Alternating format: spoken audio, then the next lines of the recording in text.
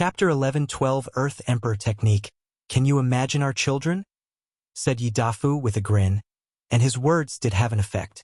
Demon races of different species have even lower chances of reproducing, but when they do, their children will inherit both their bloodlines 99% of the time.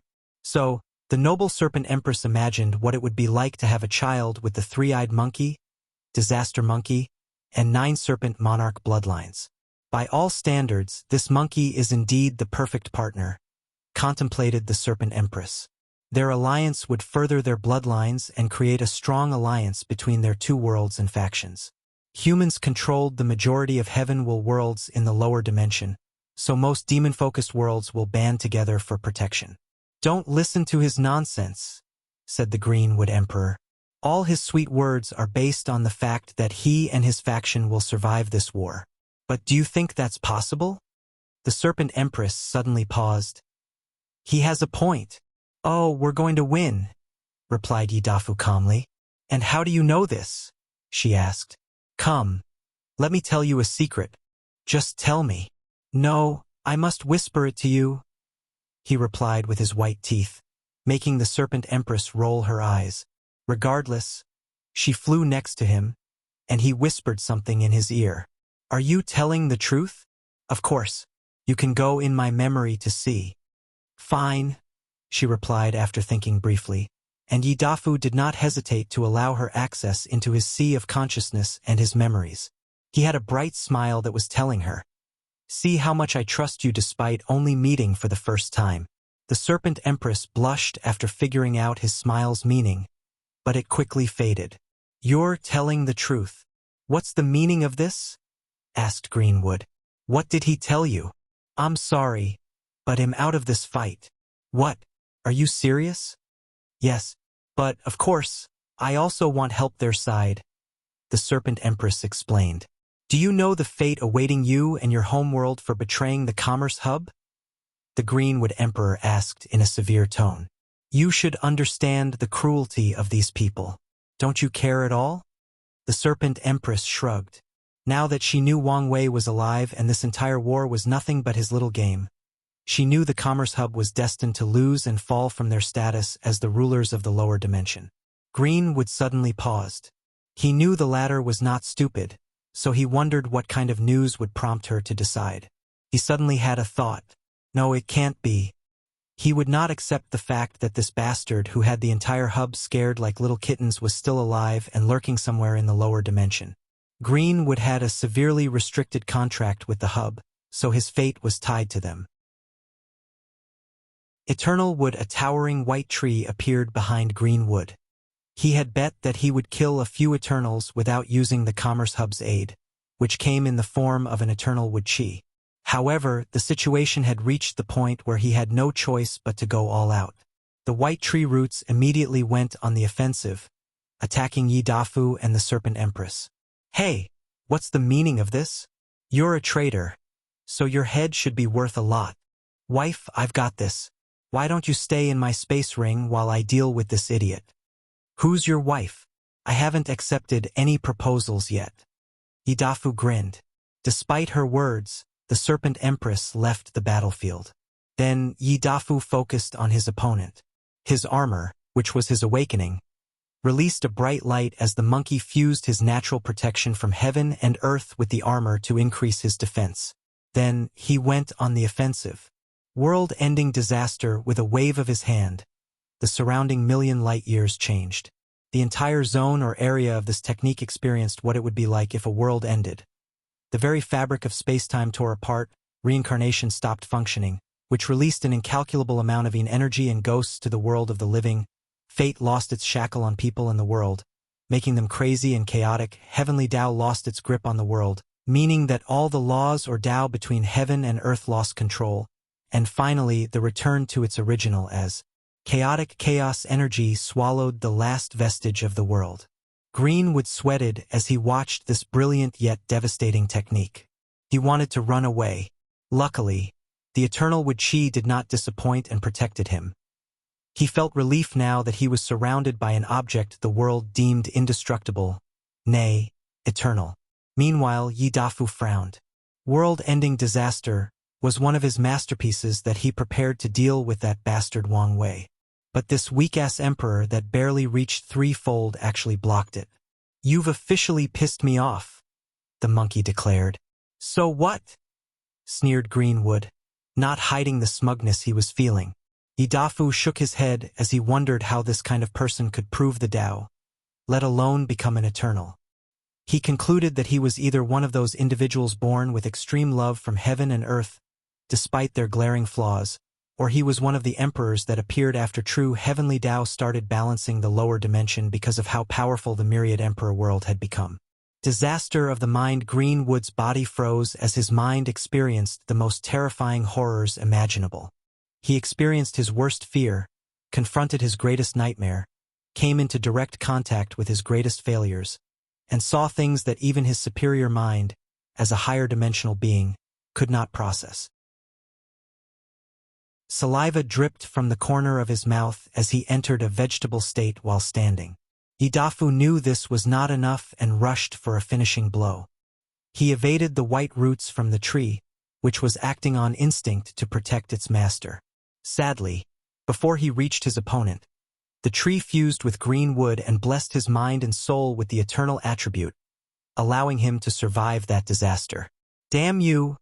roared Greenwood. He had never come so close to death, and it was the worst kind, death of the spirit. He no longer hesitated and touched the tree to fuse with it. His body then rapidly morphed into a treant or humanoid tree creature with white barks as body and green foliage that served as hair. Bang! Yidafu's staff hit him with full force while he was still transforming, and he flew in the distance. Such an attack should have been devastating. It was not. The skin of trees is naturally resistant to beating or attacks, and wood is the element of resilience and life, so healing or regeneration was not a problem for practitioners of this Tao. However, Greenwood did not even suffer a single scratch due to inheriting the eternal attribute of his chi. "Hee, this power," he chuckled. He had never felt this powerful, so free, so invincible. Who would dare ask him for his debts once he lost if he had this kind of power? He would walk sideways in the lower dimension, doing whatever he pleased. Greenwood rushed to his opponent but soon frowned. He found his body not as fast in this state as he wished it to be. However, this did not matter since no one could hurt him. Boom! Boom! Boom! Yidafu clashed with this humanoid tree with his third eye fully displayed. He used every passing second to analyze his opponent. What's the best move? Eternal disaster? No, that would take too long since I know little about such a high-level field as disaster. Then, a weakness disaster? This tree should have a weakness. He thought briefly before deciding otherwise. Such a disaster might weaken his opponent, but he kept his impenetrable outer shell. In that case, a yin-yang disaster? Nothing is absolute, and what goes up must go down. There is no way this thing is truly eternal, so experiencing a yin-yang cycle should do the trick. No, I have something even better. Earth Emperor position. Samsara cycle. An enormous head resembling a Yama king manifested behind Yidafu, and his body emanated a dark and noble aura associated with samsara or the afterlife. After learning about the existence of the heavenly emperor, Yidafu became enthralled and learned about the other two positions as well. Then, he had an idea. Could he create techniques that granted him powers based on these positions? He tried and succeeded because his three-eyed monkey bloodline involved everything about heaven, earth, and humans. So, he used the Earth Emperor technique he created to gain absolute control of Samsara Tao and kill the Greenwood Emperor. If you find any errors, ads pop up, ads redirect, broken links, non-standard content, etc., please let us know. Report so we can fix it as soon as possible. Chapter 11:13 Acquired. Yidafu hit Greenwood with his staff, and the whole world suddenly turned black and white briefly. Then, in a very short period, Greenwood's eternal body experienced birth and death millions of times to test the validity of his claim to be eternal. He resisted, as his white bark skin released an intense light to fight the power of samsara, which was rapidly destroying him on a conceptual level. He failed. Only everlasting Empyreans who have mastered their true self, can boldly proclaim to have escaped the shackles of death or samsara, and even then, that's a wild claim that no one will make lightly. In the Chaos Universe's hierarchical structure, the eternal Wuxia can only be described on the lower tier of the path of eternity. Crack! Greenwood's body cracked in different parts, and he roared to show his unwillingness. He would not accept his fate so easily, so he tried to counterattack. What in this world could be considered truly eternal? Or, at the very least, come very close? The obvious answer is Grand Tao, but that's not something that Greenwood would dare to get involved with. So, he chose the second best option, the universe's grand module. He latched on the river of fate, the river of time, and even the source chi space's eternal attributes to fuel his own. Many roots from his body entered the void to attach themselves to these modules and borrow their powers. So, in a split second, Greenwood's body stopped collapsing, and he had 3 new tree roots that were not only indestructible due to their eternal natures, but also had the power to control time, fate, and endless energy. Idiot! Sneered Yidafu. Backlash disaster, can anyone meddle in the affairs of the river of fate, the river of time, or even the source chi space? No. These modules or concepts were inherently arrogant because of their power or status in the world, so how can anyone get involved with them? Yidafu used this fact to create a terrifying backlash against his opponent. Greenwood had never felt so scared in his life. He felt like he was confronting entities that words alone could not describe, and even the idea of knowing these people sent shivers down his spine. Arg! He screamed as the terror was too much. His body was collapsing at an alarming rate. He was rapidly dying on a conceptual level, meaning no one would need to wipe his memories and go through all the struggles of killing an eternal. He would just die. No one or nothing could revive him. However, at the last minute, Greenwood acted decisively. He swiftly cut off his connection to these entities, abandoning most of his body. Then, he somehow controlled the chaotic spatial-temporal energy in the void to teleport him away, barely protecting himself. Why is this bastard so good at running away? Muttered Yidafu. He did not expect his opponent to survive this backlash. Yidafu shook his head before focusing on the other aspects of the battlefield. Commerce Hub Headquarters. Wang Wei looked at the half-body of Greenwood. How stupid is this guy? He muttered while shaking his head. He raised his hand to take out bright green light from his body. This should be worth my trouble. He intervened at the last minute to allow this bastard to escape and prevent the monkey from getting his hands on the eternal Wuxia. Such energy was perfect for his Fate 1 or Dong Lifen's master, so he would not let it get into other people's hands. It's ridiculous how wealthy these people are, thought Wang Wei. The Commerce Hub should be instrumental in acquiring the resources he needed to cultivate a much higher realm before ascending to the upper dimension. By the strings of fate, why is this monkey making my job more difficult? Complained Wang Wei before acting swiftly and teleporting him to the headquarters. Yidafu was embarrassed as he saw the side-eye Wang Wei was giving him. My bad, he said. He was so careless that he was almost exiled to the upper dimension immediately after winning his match. Wang Wei grunted. Return home, and don't show yourself again. No way. The fight was just getting interesting. When people ask you how you survive your exile, what will you say? I'll say I did it on my own. Do you think they'll believe you? Asked Wang Wei. Some people already have suspicions. I don't want to give them more proof I'm not gone. Yidafu remained quiet briefly before exhaling deeply. Fine, but before I leave, fight me. You know you're not my opponent. I do, but I know I can make you sweat, replied the monkey with fierce eyes. You're overestimating yourself, countered Wang Wei while rolling his eyes. You're telling me such brilliant technique as my world-ending disaster would be useless? Now you're insulting me. The monkey did not hide his emotions. Why would it when I can do it even better than you? Bullshit. Wang Wei raised his hand to show him a sign of the end of the world.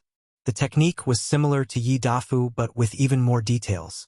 The dissolution of fate not only made things and people chaotic, but in his technique, fate served as the strings holding up the very fabric of existence.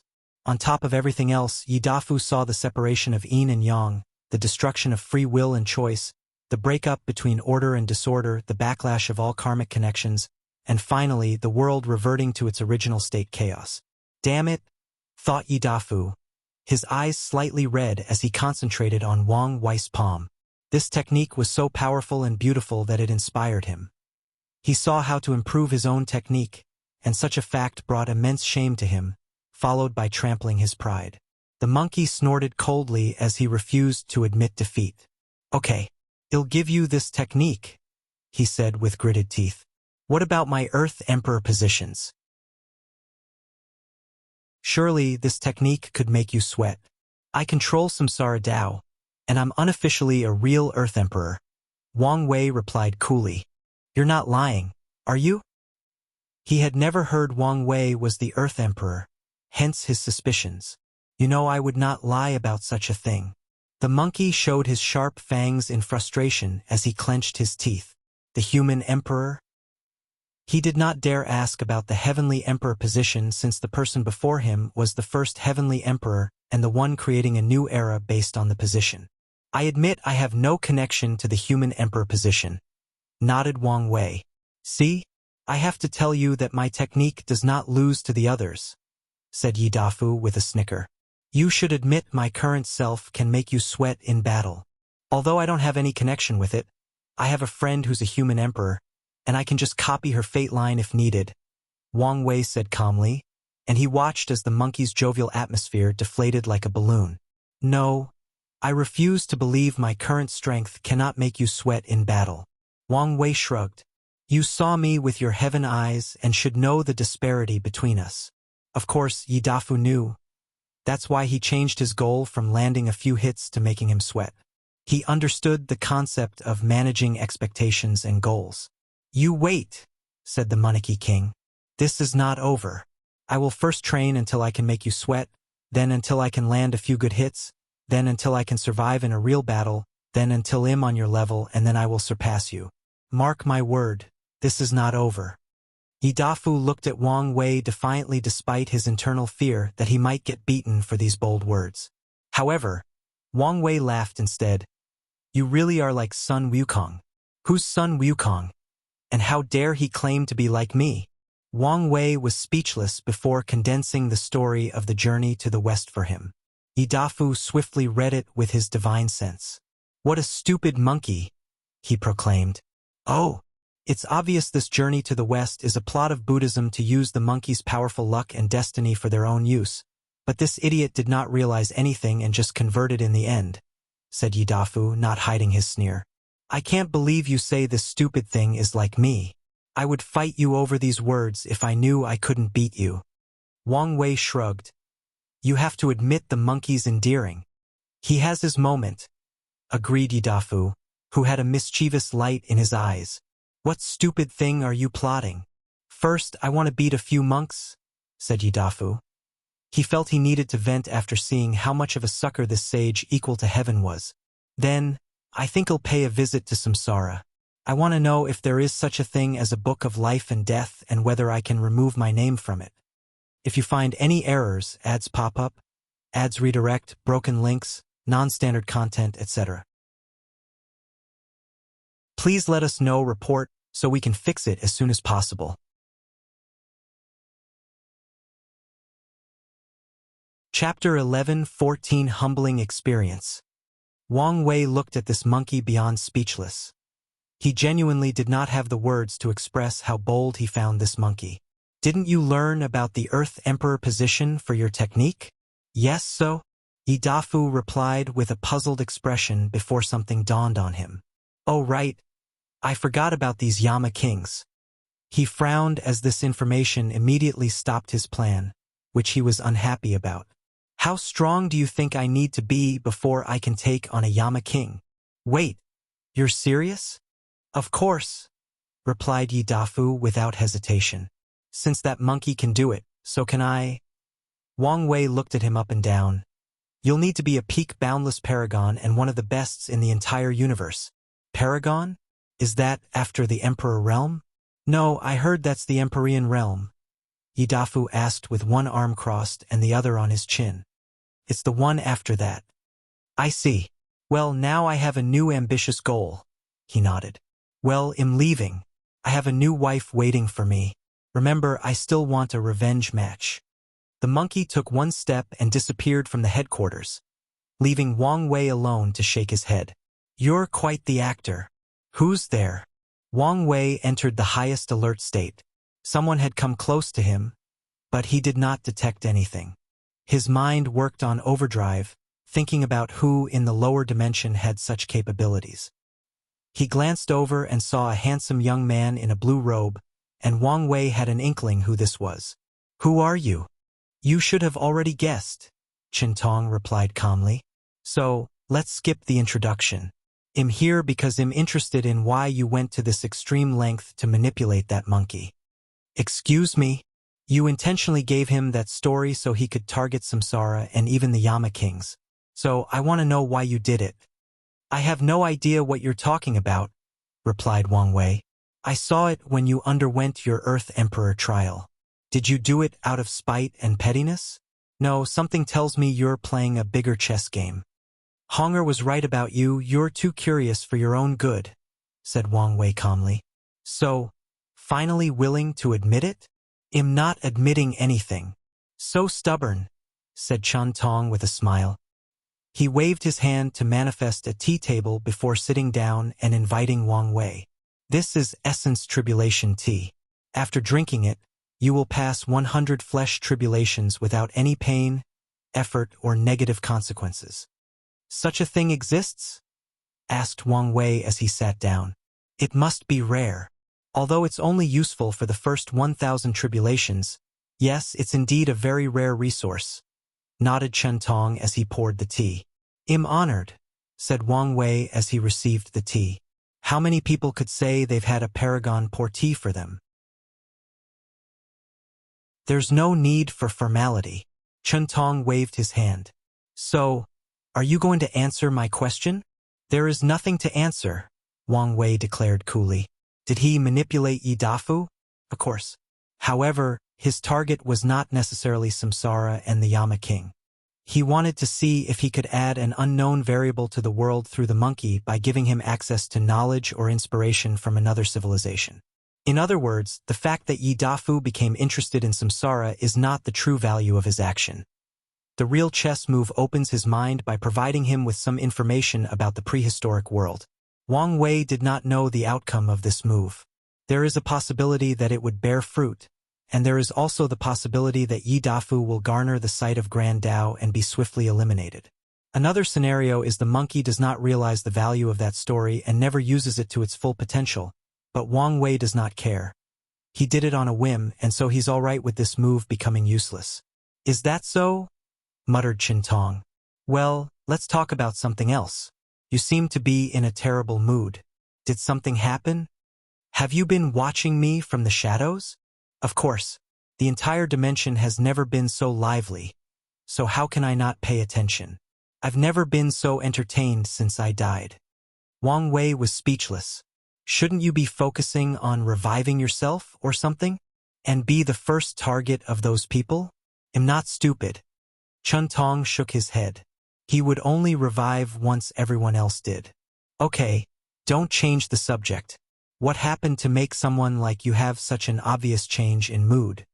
This man is like if one of those people from Earth who loved gossip more than their life was reincarnated into a cultivation world and managed to reach the pinnacle of the world while preserving their gossiping side, thought Wang Wei, becoming even more speechless. He sighed internally before deciding to converse with this man. It was the least he could do to allow him to reach 900 Dao tribulations without much struggle. So, he told him what happened with Honghua, Blue Phoenix, and Yi Tuji. It seems you have just experienced a humbling. A what? A humbling experience is the common term for what you've experienced. It's a common phenomenon among cultivators, Chen Tong explained. Elaborate. It's a mechanism designed by Grand Dao to restrict cultivators, mostly paragons, and check our egos, continued Chen Tong. For example, Yama Kings are the humbling experiences for paragons who try to mess with samsara. Time wraiths are for the one messing too much with the river of time, and monarch source beasts are for people messing with the source chi space. Wang Wei frowned. The River of Fate. Its humbling experience is usually targeted toward Tao Lords and Overlords or Paragons with exceptional intelligence. It usually makes them look small and stupid, said Cheng Tong with a smile. Did Wang Wei experience a humbling experience? It appeared as such, but he could not shake this feeling that things were too personal and not like the normal operation of a mechanism of the universe. Are fiend gods the humbling experience for primordial chaos? Yes and no, replied.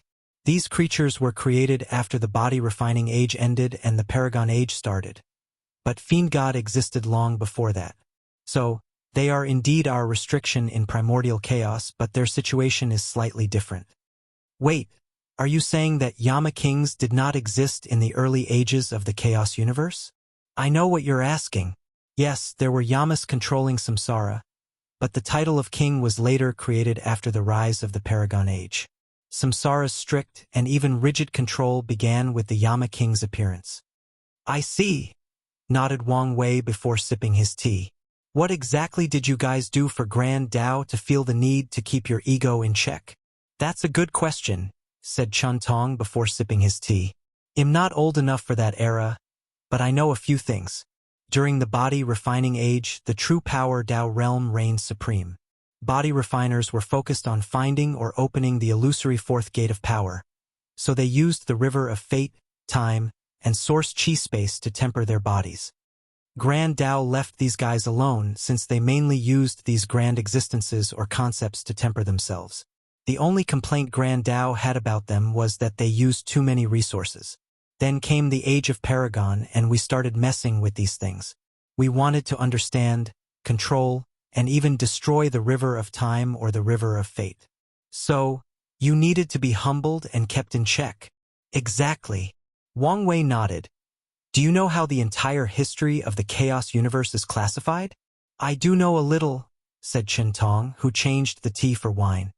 Firstly, there was the Genesis Age. It's when the chaos universe was first born or created, and Grand Dao was young and inexperienced. Following that was the Primordial Chaos Age, where the predecessors to fiend gods, the chaos demon gods, were born. Afterward is the Lost Age, but like the Null Era in this place, little to nothing is known in this time except that whatever occurred there was a taboo, and the chaos demon gods disappeared, replaced by the fiend gods. So, the Lost Age is one of the 13 taboos. That's right. Interesting. What's next? I won't mention the ages after that because what I know are only speculations and not official history, said Chen Tong. What I do know is the previous age was the Essence Age, or Age of Body Refining, and we are currently living in the Paragon Age. Of course, I have a feeling that the ultimate taboo marked the end of the Paragon Age, but this new age has not been officially named.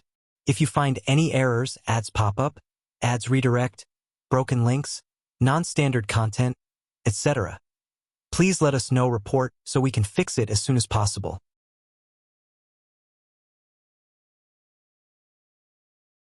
Chapter 11, 15 Grand Dao's Goal.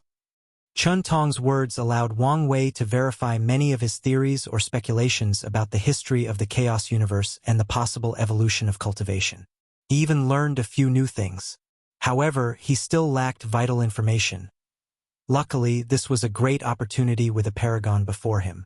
I once theorized that in the early stages of the Paragon Age, before the Heavenwell system, the old era Paragons were a combination of the immortal and Tao path, and they had to understand innate, primordial, and grand Tao source to reach the world's peak.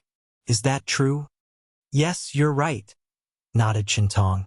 Those old era Paragons were scary despite only being capable of borrowing the power of the grand Tao source. However, the vast energy inside their bodies was truly astronomical. You've met some of them? Yeah, there are many still alive, explained Chen Tong.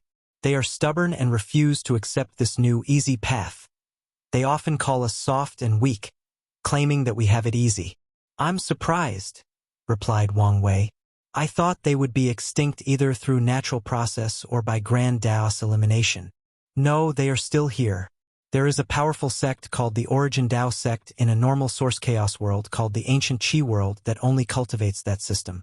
They controlled that entire world and are renowned in primordial chaos. Chen Tong suddenly shook his head. Bad memory? Asked Wang Wei. These guys are annoying to deal with, especially the old and ancient ones who have existed since the beginning of the Paragon Age. Chang Tong explained, not hiding his annoyance as he remembered his experience. Wang Wei did not need to meet these people to realize their personality. Obdurate, inflexible, and clinging to past glory.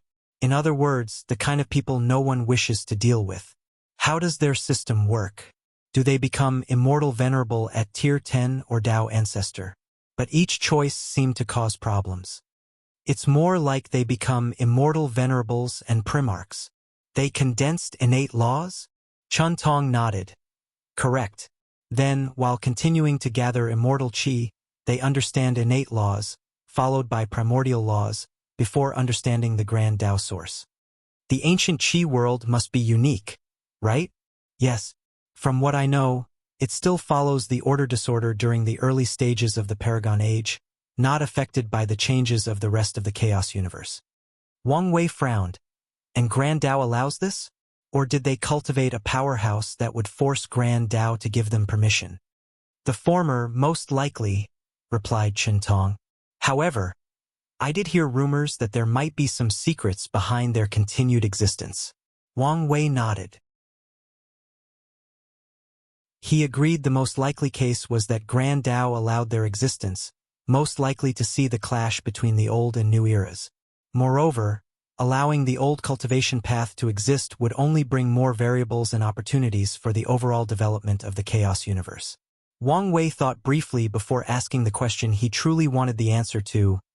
Why did Grand Dao create the Heaven Will and grant Paragons complete control of the Grand Dao source? Was it a system similar to the Heavenly Court, where Paragons now bore the strength of the Chaos Universe and gave it more power for other things? However, considering Grand Dao's power level, this theory doesn't seem to make sense. Chun Tong chuckled. I bet your mind is thinking of something sinister, isn't it? I mean, wouldn't you do the same? Asked Wang Wei. However, Chun Tong shook his head. The answer to your question is simple: to strengthen the universe. Grand Dao wanted more powerful cultivators, so it created the perfect cultivation path and allowed all sentient beings to use it. I'm not completely buying such an answer, said Wang Wei, sipping on his drink. Isn't it afraid of people becoming stronger than it and usurping its power? Maybe that's exactly what it wants. I doubt this. Wait, you might be onto something, suddenly said Wang Wei. What if it wants cultivators to achieve transcendence, but to do so within its created rules and restrictions? What if Grand Dao wishes for people to surpass it, but not do it in a way that is detrimental to it or the Chaos Universe? With this logic, many things will suddenly make sense. I never thought of this, said Chen Tong. This statement opened his eyes, allowing him to connect many dots in his mind. Grand Dao intervened to smooth the chaos of the ultimate taboo. There is a chance it wanted to eliminate the methods of transcendence that it deemed unacceptable. Wang Wei and Chen Tong looked at each other, and their eyes expressed their thoughts to stop this topic. If they continued, it was guaranteed that Grand Dao would notice them, especially since Wang Wei was still a little emperor and should not be privy to certain knowledge or information. Since there was the Essence Age and the Paragon Age could also be called the Qi Age, do you think there used to be an Essence Age? He asked. Wang Wei once theorized that the body refining path was the first cultivation system discovered by sentient beings, but he felt he might have been wrong. Assuming that acquired life appeared in the universe after the Lost Age specifically, when fiend gods reigned supreme, there is a chance that they began to imitate their cultivation system and temper their bodies, but there is also the possibility that they believe that the flesh has a limit and that they could never reach the same level as these noble creatures. These early creatures would have focused on developing the intangible and limitless soul or spirit. In other words, there is a high chance that the Spirit Age was before the Essence Age. That, I don't know, replied Chen Tong. I've heard people say there was such an age while others say it did not exist. What I do know for sure is that the soul path seems to involve many secrets, and it might even be one of the taboos. That's a fair assumption, nodded Wang Wei.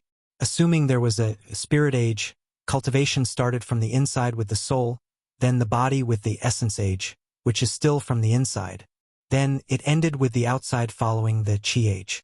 It might be in my best interest to return to my roots and look inward once I reach the peak of the Paragon realm. Wang Wei's aura suddenly changed, becoming subtler, calmer, and more ethereal and ephemeral. The light of wisdom deep in his eyes deepened, greatly surprising Chun Tong. Enlightenment? How envious! Although Wang Wei's statement about Grand Tao was valuable information, Chun Tong would also like to have an epiphany and become enlightened. Congratulations, fellow Taoists. I cannot bear the title of fellow Taoist, replied Wang Wei, shaking his head. However, I do appreciate your kind words. The two chatted for a few more minutes about many topics before Chun Tong disappeared. Interesting, thought Wang Wei. In this brief discussion, he created a character profile for Chun Tong, and the most valuable information on the profile was that the latter was not a boundless paragon.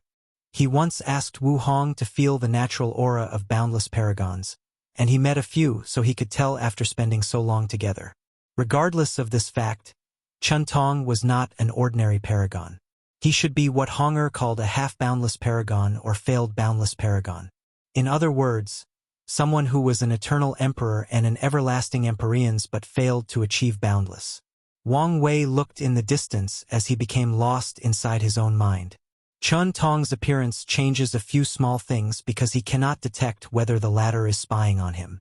However, there were other upsides to this situation. He might be able to ask for help in case of an emergency.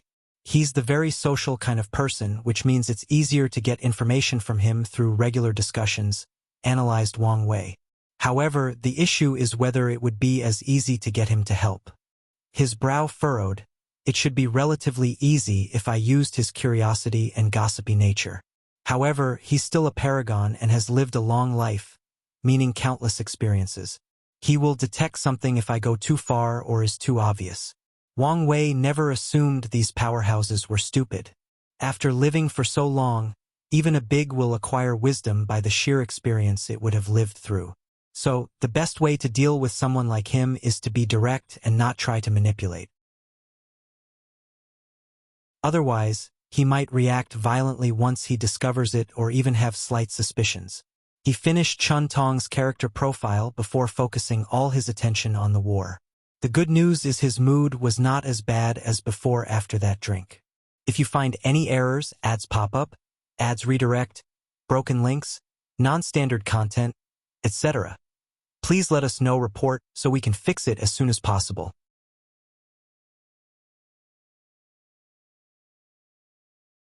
Chapter 11:16 Home Invasion. Wang Wei first checked the Star Beast battlefield. Everything was proceeding smoothly. Although their troops were facing a catastrophic defeat, the battle between powerhouses was in their favor, especially the confrontations between Eternals. His eyes shifted to an odd group on the battlefield. They were invisible to everyone else except Wang Wei, but they were not fighting or assassinating people. Their purpose was one thing: gathering dead bodies. Wang Wei smiled before shifting his eyes. The Commerce Hub's military advisor, Deng Chong, oversaw the battlefield while gritting her teeth.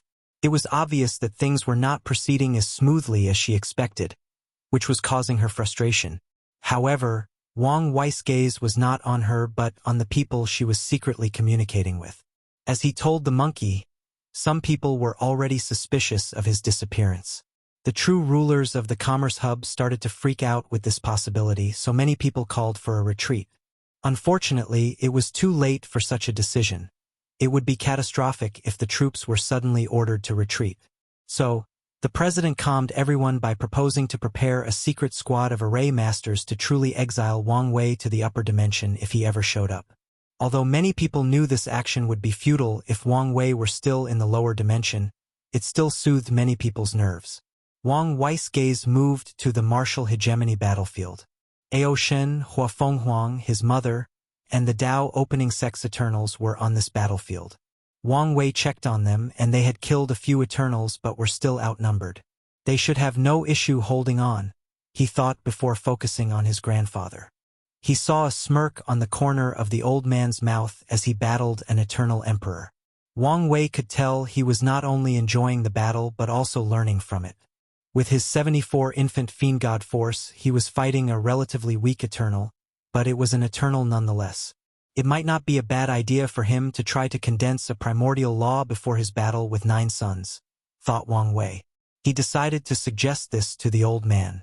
Although he knew he might not be happy since that would further delay his revenge battle with Emperor 9 Suns, it was better to be prepared than be sorry. Wang Wei finished his check with Su Shi and Yan Liling. Then, he wondered whether to reveal the 2 Eternal-class puppets he acquired from the Qin's treasury. However, he chose otherwise after mulling it over briefly. It was not good for the Dao opening sect to reveal all its hidden cards. Void, Myriad Emperor World. The Fist Saint Emperor frowned as he looked at the world before him. The large group behind him remained quiet, leaving him to his thoughts. This was not the first time Head traveled to this place. So where did his hesitation originate from? Did he detect something the others did not? It's too easy, thought the Fist Saint Emperor. Their journey to this world community was too smooth. It was as if no one cared whether or not they attacked this world. It could even be said they were tempting people to invade. What made these people so confident? Was it a lie that the first heavenly emperor was exiled? Fist Saint frowned. He had sent an infiltrating squad with a potent talisman that would detect Wang Wei's existence. The president personally ordered me to hand over the talisman to him to ensure the news was correct. And as of now, the squad has returned and brought positive news. All signs showed nothing was wrong. But the more normal things look, the more suspicious I am, thought Fist Saint, his brow deeply furrowed. Commander, what's the order? These words woke him up from his thoughts, and he exhaled. Yes, said a hooded figure that suddenly appeared behind him. What information did you gather? Nothing, sir, replied I only did my task. Enter, use the talisman, and bring back the result. The Fist Saint Emperor was briefly silent. He could not blame the latter since the upper echelons directly ordered their task. Do you want to try again? I'm afraid that's impossible, Commander, replied And why is that? Although I was there briefly, I still felt a great threat. So, there are still powerhouses left to protect the world, summarized Fist Saint. Very likely. Then, why haven't they established some form of protection around their world? He asked, pointing at the Myriad Emperor world. They are basically inviting us in. The enemy is likely very confident in their strength, or they have a powerful hidden trump card. No shit, Dao Overlord, sneered Fist Saint. The question is what? Lowered his head, not daring to utter another word or look the commander in the eyes. The Fist Saint Emperor exhaled deeply to calm down. He did not like failure. As such, his previous experience in this world was affecting his current mission. I can't be too cautious to the point of indecisiveness, he thought. This is a perfect window to attack, and I should take it before something truly unexpected occurs. Tell the troops to enter. Prepare for an ambush, he ordered calmly. The Fist Saint led by example by being the first to charge into the Myriad Emperor world. He raised his senses to the extreme, preparing for any changes which did happen. He first noticed most of his troops were immediately teleported to distant places, and the Saint Fist Emperor frowned when his divine sense noticed the anomaly in the first area. The aura of all the mortal cultivators in that area dramatically decreased, and it was swift and sudden. Their attack potency stopped at Tier 4, and no one was an exception. Myriad portals opened up in that domain to teleport countless puppets and constructs. Mortals? Is this the power of mortal civilization? The Commerce Hub heard the news but did not expect mortals to play a role in such a large-scale war involving great emperors. The Fist Saint Emperor turned his focus to another domain. He frowned because his other troops, which still retained their powers, were surrounded by another group of mortals using something akin to this world's Dharma body. These mortals immediately started singing the song he heard the last time he was here, which boosted their powers and abilities. Then, they began to slaughter his troops with paintings, poetry, calligraphy, and instruments. The third thing the Fist Saint Emperor noticed was that a few of his immortal tier soldiers, the weakest ones, were in an isolated domain protected by formation, but the top-tier powerhouses had disappeared. He immediately concluded they were teleported to the void battlefield, just like what had happened to him before. Many thoughts flashed in his mind as soon as he acquired the information through his divine sense. After processing it, the Fist Saint Emperor made his move. He decided to attack the order-disorder array or technique that allowed these mortals to partake in this war. We will have the number advantage as long as they regain their powers and these mortals become weak and useless, he thought, but a voice echoed in the void before he could move. "I'm your opponent." The Fist Saint Emperor heard that sweet and angelic voice, and before he could react, his surroundings had changed. He was now in that vast emptiness with a power that was so dangerous yet tempting nothingness. He looked at the person before him, and his heart skipped a beat. "What a beauty!" he instinctively exclaimed. Although he had seen Su Shi, he felt the latter was the unapproachable kind of beauty. However, the woman before him was different. She was graceful and ethereal due to a sage-like aura. Her body released a mesmerizing scent that was a combination of flowers and sweet-smelling medicine. "What?" exclaimed the Fist Saint Emperor in his mind as his body involuntarily trembled. He just felt a terrifying killing intent locked on him, so intense that his legs lost control and wobbled. Although the thing appeared for less than a nanosecond, he knew he was not mistaken. He knew for a fact this killing desire did not originate from her, so he was on guard. The Fist Saint Emperor controlled his body to relax. "How may I address you?" Yen Liling frowned. She did not like this man's eyes. Although she was used to being stared at by men, most of them hid their desires well due to her strength and status. But this man only controlled his desires, not hid them. "I'm the Pill Sage Empress." Despite her feelings, she still respected her opponent because he's an eternal. "I am Dash. I know who you are," she said. "I don't have the time or patience for your nonsense. You're an intruder, and I'm here to slaughter you. So, prepare yourself for battle." Rude, he thought, but why did he find her even more attractive? The Fist Saint Emperor exhaled before activating his Awaken. He would not let his emotions affect this mission. If you find any errors, ads pop up, ads redirect, broken links, non-standard content, etc., please let us know. Report so we can fix it as soon as possible.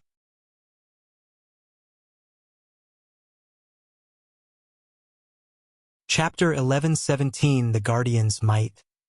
The Fist Saint Emperor's Awaken transformed his body. The upper torso of his robe disappeared, leaving only the top. His skin turned red, with a golden mark running through his torso and arms.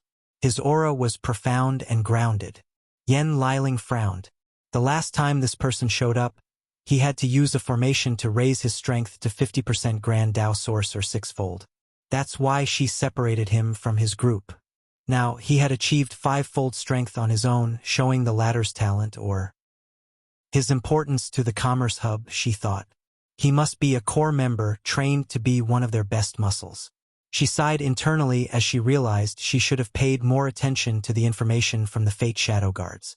Yen Liling no longer focused on this issue. She only needed to ramify this behavior from now on. Then, she activated her Awaken, which materialized as a flaming robe around her blue hanfu and her black hair turning into flames. The Fist Saint Emperor's eyes lit up as he saw how much more beautiful she had become. But that would not stop him. Point concentration fist. He threw a punch, and a small black dot appeared before his fist. This black, that resembled a miniature black hole, was the embodiment of all his powers condensed into a single point. A terrifying black beam rushed from the black beam toward Yen Liling, releasing a terrible vibration capable of unrivaled subatomic particles from their bonds.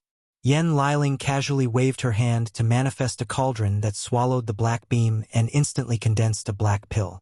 She held the pill and crushed it, releasing the same technique back to its owner. Her actions were swift and fluent, and Saint Fist was caught off guard. So he crossed his arm to block. His defensive measures succeeded, leaving only a few scratches on his red skin.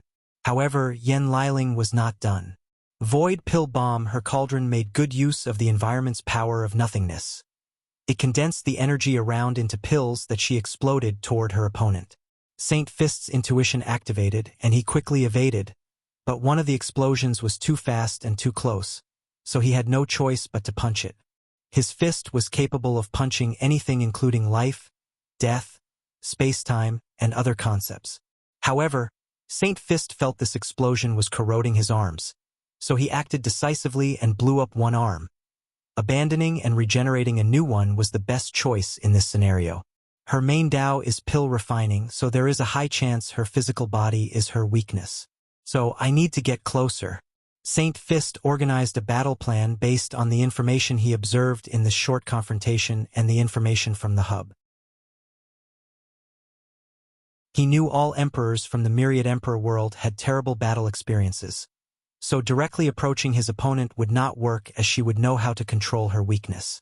Temporal Storm Fist, a phantom of the River of Time, materialized behind him as he punched her.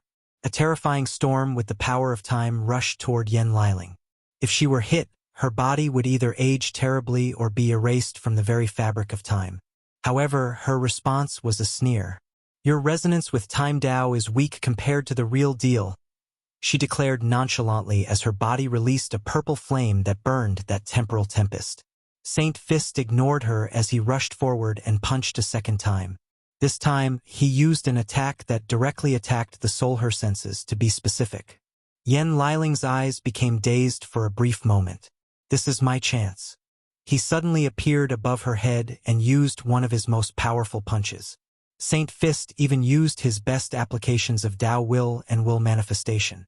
However, before his fist landed, a look of horror appeared on his face as he saw that smirk on his opponent's face. Boom! Yen Liling had activated her Cauldron of Strength before punching Saint Fist in his stomach with a fist full of chaos flame. The muscular man flew over 100 light-years away before controlling his momentum. His stomach had a hole that showed through his body. Saint Fist grunted before healing this injury, only leaving some black marks on the spot. Yen Liling squinted her eyes. Tao Holy Water? Her attack was perfectly timed, and with her advanced application of True Will, this should have been a genuine life injury. But Saint Fist was completely fine and even instantly removed her True Will. Did he store Tao Holy Water inside his body for this battle? What a waste of resources. No matter how much I try to overestimate your people, you always surpass my estimation, sighed the Saint Fist Emperor. However, Yen Liling responded with a colossal flame palm condensed from Chaos Flame. How rude, thought Saint Fist before using his Universe Fist. His punch was backed by the destruction of thousands of universes as large as a heaven will. The flame dispersed, so he thought he had scattered the attack, but he was wrong. The flame was only bait. Yen Liling captured all the force behind his attacks and condensed them into a pill that temporarily increased her physical abilities. She took one step to teleport in front of Saint Fist before slapping him. He wanted to evade, but she was too fast. He also feared his attack would once again be absorbed and condensed into a pill. His hesitation doomed him as he now no longer had the opportunity to choose. So, he could only condense a shield before him from the blood energy in his body. Boom! Saint Fist flew into the distance, but this time away, he did not float in the empty void. 10 metal gates materialized in his path, and he crashed into them. Saint Fist spewed a large mouthful of blood after breaking through the first gate, and his Bodis injuries worsened once he passed through all 10. What kind of metal are those damn doors made of? He thought. The answer is chaos metal, said Yen Liling. I've personally tempered and refined them for this technique, if you can call it one. Can you read my mind? What do you think? The Saint Fist Emperor immediately panicked. He knew mind-reading techniques are unique across the entire lower dimension. He's not talking about the run-of-the-mill technique where someone uses their divine senses to bypass another's defenses and read their minds and memories. True mind-reading techniques are subtle and undetectable. They are rare across the entire dimension because an unknown force, most like true heavenly Tao, restricts their developments or creations. Most of them appeared in the form of unique bloodlines or awakened abilities. The techniques that contain such methods usually disappear or become extinct for unknown reasons. I need to calm down. Mind reading is a very rare technique, and she cannot develop such an ability. As for learning it, well, she might, since Buddhism once had such a technique, but its revival was recent and it should have been lost. That's a great rationale to trick yourself, said Yen Liling, nodding her head. Saint Fist's face turned pale before reacting swiftly. He entered a state of absolute concentration with little to no distraction. Yes, that's a good way to deal with the situation, Yen Liling added, continuing her mind game. Saint Fist did not react and went on the offensive. Heaven Fist. His fist resonated with Heaven Dao, so it contained countless calculations. All possibilities to prevent the enemy from evading, all possibilities to increase the punch's attack potency, speed, and force control, all possibilities to hit a weak spot, and all possibilities to ensure victory. This punch is bordering on perfection, thought Yen Liling as she watched it coming. Her mind went into overdrive, calculating the best way to defend, and she only had one thought. She could not defend or evade. In that case, I shouldn't. Pill body explosion. She turned her body into an explosion pill, which turned into a bomb upon contact. Saint Fist was perfectly intact, as his punch also considered this possibility. Meanwhile, a black cauldron manifested in the distance, releasing an intense herbal smell. Then, Yen Liling's new body emerged from the open cauldron. I must admit that this technique was brilliant, she praised calmly. I'm glad you think so. This is my life's masterpiece, said Saint Fist with a smug look. I also know there is no way you developed it on your own. How insulting, said Saint Fist, slightly raising his voice. There is nothing worse than a man having his pride trampled on in front of the woman he loves, let alone by her. I'm not diminishing your talent, but stating a logical conclusion, she added. Despite everything that has happened, it has been a very short time since all the heaven-will worlds ended their final battles. So, there is no way for you to have created such a technique in such a short period without access to the dream world or any foreign aid. If you find any errors, ads pop up, ads redirect, broken links, non-standard content, etc., please let us know, report, so we can fix it as soon as possible.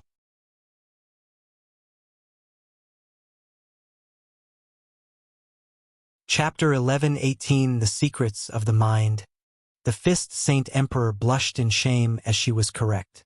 As a core eternal emperor of the Commerce Hub, they trust him immensely, and he was placed on the list of people to be trained at all costs, especially after seeing Wang Wei's threat level.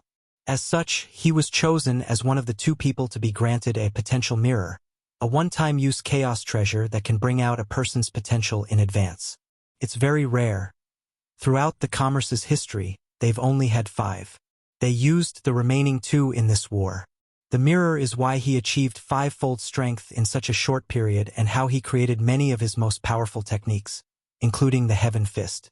Let's not mention this, said Saint Fist, coughing lightly. How about we stop this fight? I think you should know this is pointless. You guys cannot win this war without him on your side. We can stop this fight if you surrender and let yourself be captured, Yen Liling replied calmly. I promise you, in the name of this world's guardian, that you will be treated fairly as a prisoner, and your life will be guaranteed until we've passed judgment on your fate. World's guardian? He thought, deciding that she used this particular phrase because it was crucial. Why should I surrender since we have the advantage? And how would you know that? Yen Liling rebutted. You've been stuck in this place, cut off from the outside world. Did Wang Wei show up? Who knows? Saint Fist snorted coldly. Your mind game won't work on me. If he did, I would have been notified. At the very least, I would sense a shift in the world. If he doesn't want to be detected, what can you people do? Sneered Yen Liling, making Saint Fist quiet. He exhaled to calm down. Is there no room for discussion? I'm afraid not. Very well. Heaven Fist. All he could think was to end this battlefield as swiftly as possible, so he used one of his most powerful techniques to end things. Yen Liling was calmed as she suddenly swallowed a pill. Illusory pill grand Tao source pill heaven Tao her bodis or changed, becoming more vast and grand. Her eyes turned cold and indifferent. This feeling is fascinating, thought Yen Liling. She felt she knew all the secrets, knowledge, taboos, and truths about heaven. It took her a moment to rein her mind to prevent this sensation from influencing her spirit and personality. Heaven Fist Saint Fist's face did not hide his horror, as his opponent used the same technique. Their clash released a shockwave that reached the other immortal tier powerhouses fighting on this battlefield. Yen Liling took a few steps backward in the void as she was pushed back a few thousand kilometers. Again, she declared as she teleported before him and used the same technique. Saint Fist reacted on instinct and used his Heaven Fist.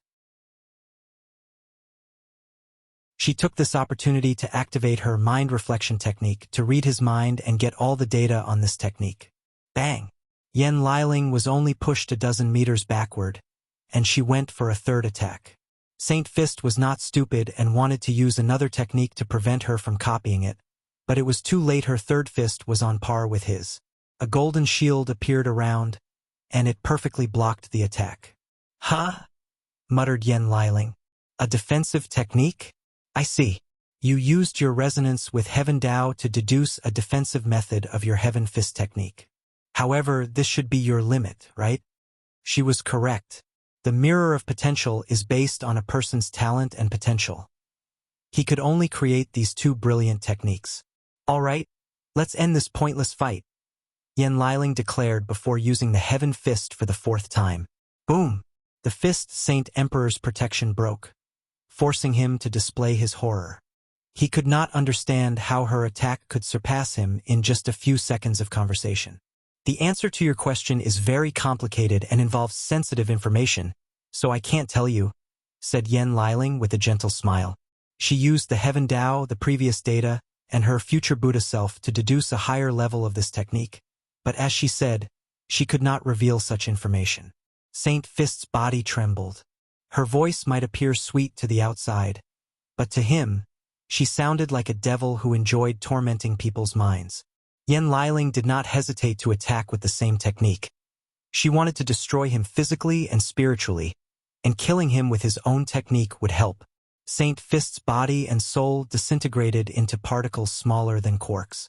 Yen Liling experienced everything and even checked with her divine sense, but she could not help but frown. Whenever an eternal dies, even if it's not true death, there is a unique aura in the atmosphere. Not to mention that an eternal like Saint Fist would have his own vision for his death, since he did not die on one of the battlefields where there were too many deaths for heaven and earth to count. She suddenly turned to her right before sighing. A new and intact Saint Fist had materialized in the position near her. A longevity technique? No, this felt familiar. The Heaven Das effect was still on, so she immediately realized the source of the familiarity? One of the spies, Yuzhou. You're immortal, she declared. That's right, he nodded. My life is linked to our headquarters, so until it is destroyed, I'm immortal. Yen Liling grunted before waving her hand to release a purple poison cloud. Saint Fist tried to defend himself, but the cloud corrupted his golden shield before turning his body into stone. However, the stone body disintegrated before another body materialized. Let's stop this pointless battle, said Saint Fist. Although you're stronger than me, I will outlast you. Big Brother called out Yen Liling in her mind. I know what you want to ask, responded Wang Wei.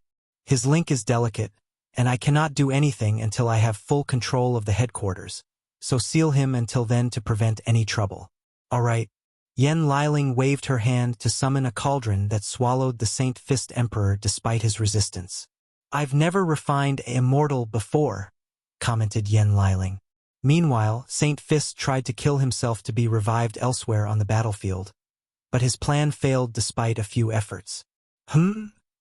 Muttered Yen Liling as she noticed something. He escaped? Did he revive himself in his homeworld? This guy is becoming a cockroach, she grunted. Big Brother, he escaped. I see. It's fine. He'll teleport him back to you if he shows up again, replied Wang Wei. By the way, Your conjecture was correct. Which one? The one about mind-reading techniques. Yen Liling awakened her ability a few days after proving the Tao due to her soul's mutation. She tried it on others, and it worked even on Wang Wei. The only exception was when he used the illusory pill to achieve taboo strength. So, Wang Wei was already developing techniques to protect his mind, not from ordinary mind-reading ability but from talented people like Yen Liling. Did you find something in his mind? Yes. The Commerce Hub had the same suspicions as you and conducted experiments. So, they also believe true heavenly Tao has severely restricted mind-reading methods. Good to know. Wang Wei had noticed this anomaly very early on in his cultivation journey, and he had deduced many truths from that observation. For example, the world does not function on any absolute, so how is the power of fate limited? Its counterpart, free will. But how is free will manifested? The answer should be the ability to make choices, but the true root of this answer is the mind, the thing that makes these choices. As early as when Wang Wei first created his fate puppeteer physique, when he first encountered the river of fate, he was almost swallowed by its all-encompassing power. He only survived because he realized that the river could not read his mind and used this fact to survive. Since then, he has known how important the mind would be for him to one day achieve his goal of absolute freedom, and he has also understood the importance of true mind-reading techniques. You reminded me of the importance of the Commerce Hub's database, said Wang Wei. This institution has existed for so long that it must have gathered much lost knowledge and secrets. Don't forget to keep their pill recipe and knowledge on runes for me.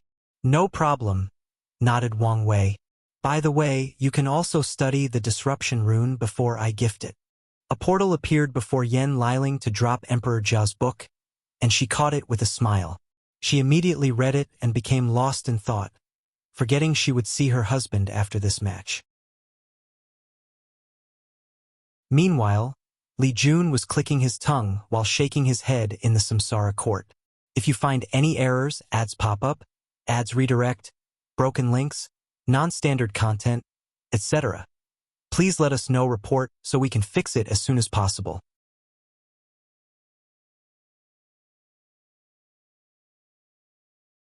Chapter 11:19 Greatest Weapon. Wang Wei looked at the distracted Yen Liling and shook his head. He guessed the disruption rune must have inspired her, so he looked forward to what she would do with it. He gazed at the mortal civilizations and the mortal Tao art to ensure nothing unexpected would occur now that Yen Liling was distracted.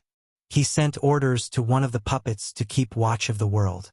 Finally, Wang Wei checked on the Netherhell seal before shifting his attention to someone else, or to be specific, another group, the innate demon gods leaders. Some people realized these people's identities and lusted after their bodies and bloodlines.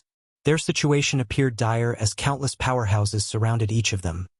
Wang Wei even detected people from the corpse-selling sect secretly encroaching on these people, most likely interested in their dead bodies. This is a perfect opportunity to help them and increase their allegiance to the Myriad Emperor world. He thought before scanning every battlefield to see how he could send help to these people. However, everybody was occupied and could not leave their stations. The best option would be to free Ji Lanfang, but his release would increase these people's suspicions. So, my other option is to use some people from the Fate Shadow Guard or... Wang Wei pricked his finger to draw a single drop of blood, and when it fell on the ground, 5 clones of him with weak aura, relative to him, appeared. Then, these 5 individuals turned into different people, including men and women of different sizes, appearances, and even personalities. You're now mercenaries hired from world communities unaffiliated with the Commerce Hub. Go find Tai Gang. He will order you to help these innate lives. The clones bowed before disappearing. Wang Wei continued his observation and planning before muttering, "It's about time for this farce to end." He ordered Wang Ju and the Fate Shadow Guards to prepare for mobilization. It was almost time for them to play their parts. Void Zone. Su Shi floated in the void with a pink hanfu, looking more feminine and beautiful than ever. She glanced at the handsome young man before her, dressed in all white, with a natural arrogance and nobility that could compare with Huafeng Huang, if not better. "You're the last person I expect to take orders from the Commerce Hub," said Su Shi.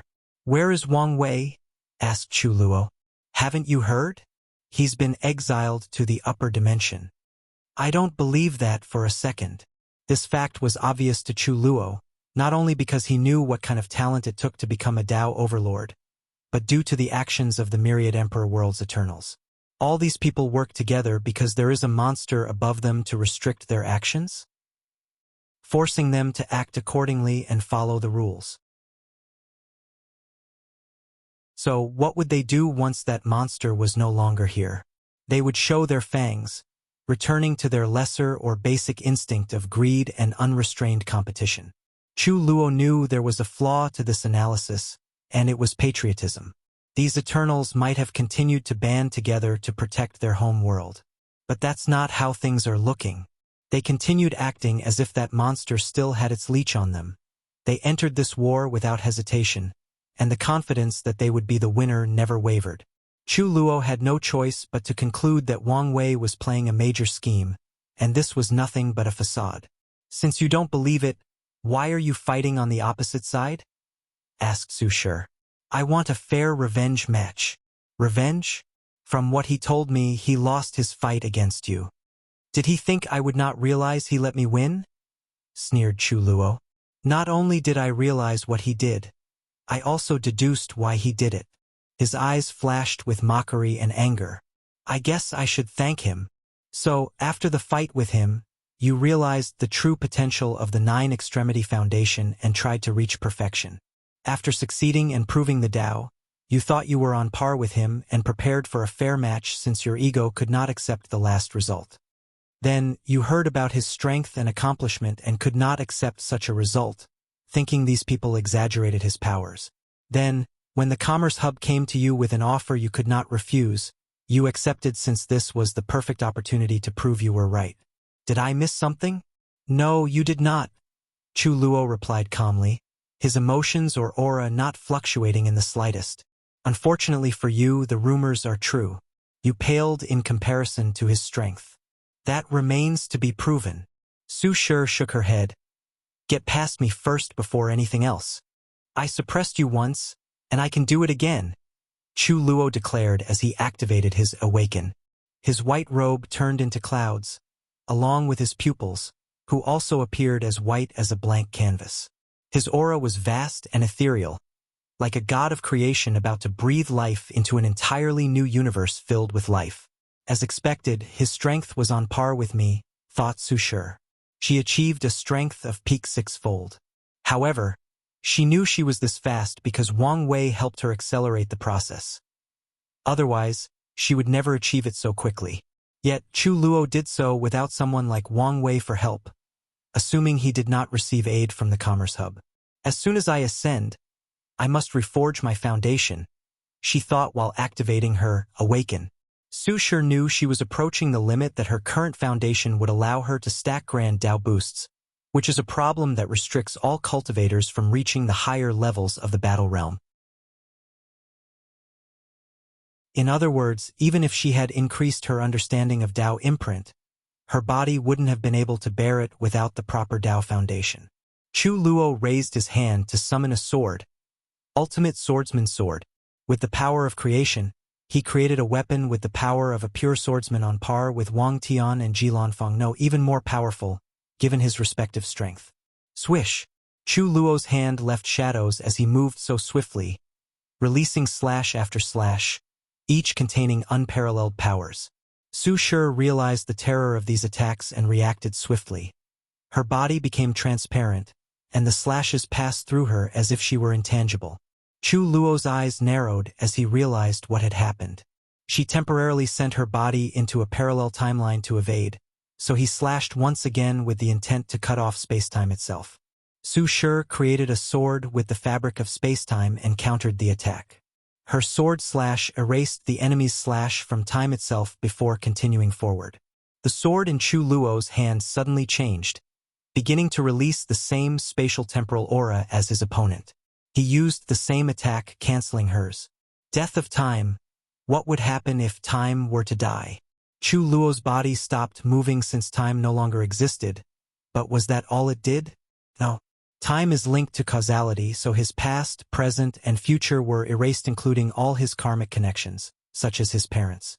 Without time, he lost all ability for experience, including growth and improvement. Without his past, all his achievements became pointless.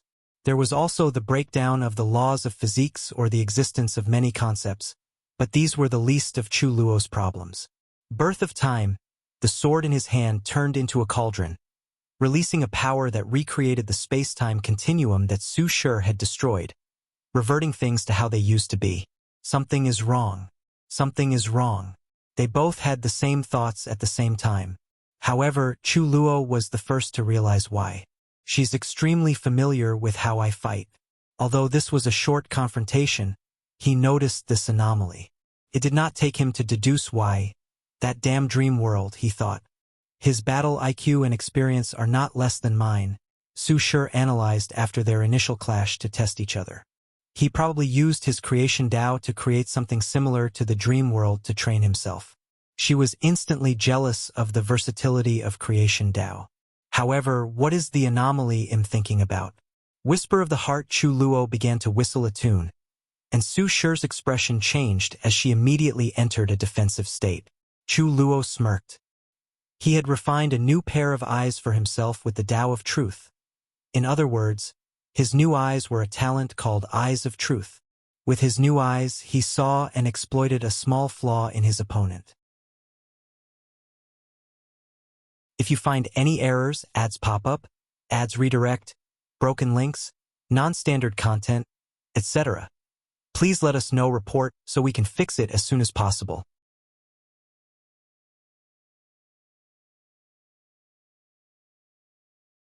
Chapter 11:20 Rumors. Su Shi summoned her chaos pot, which spewed a veil of primordial chaos to protect her. In the meantime, she dealt with the attack on her mind. She found herself in a world of her mind with nothing in sight.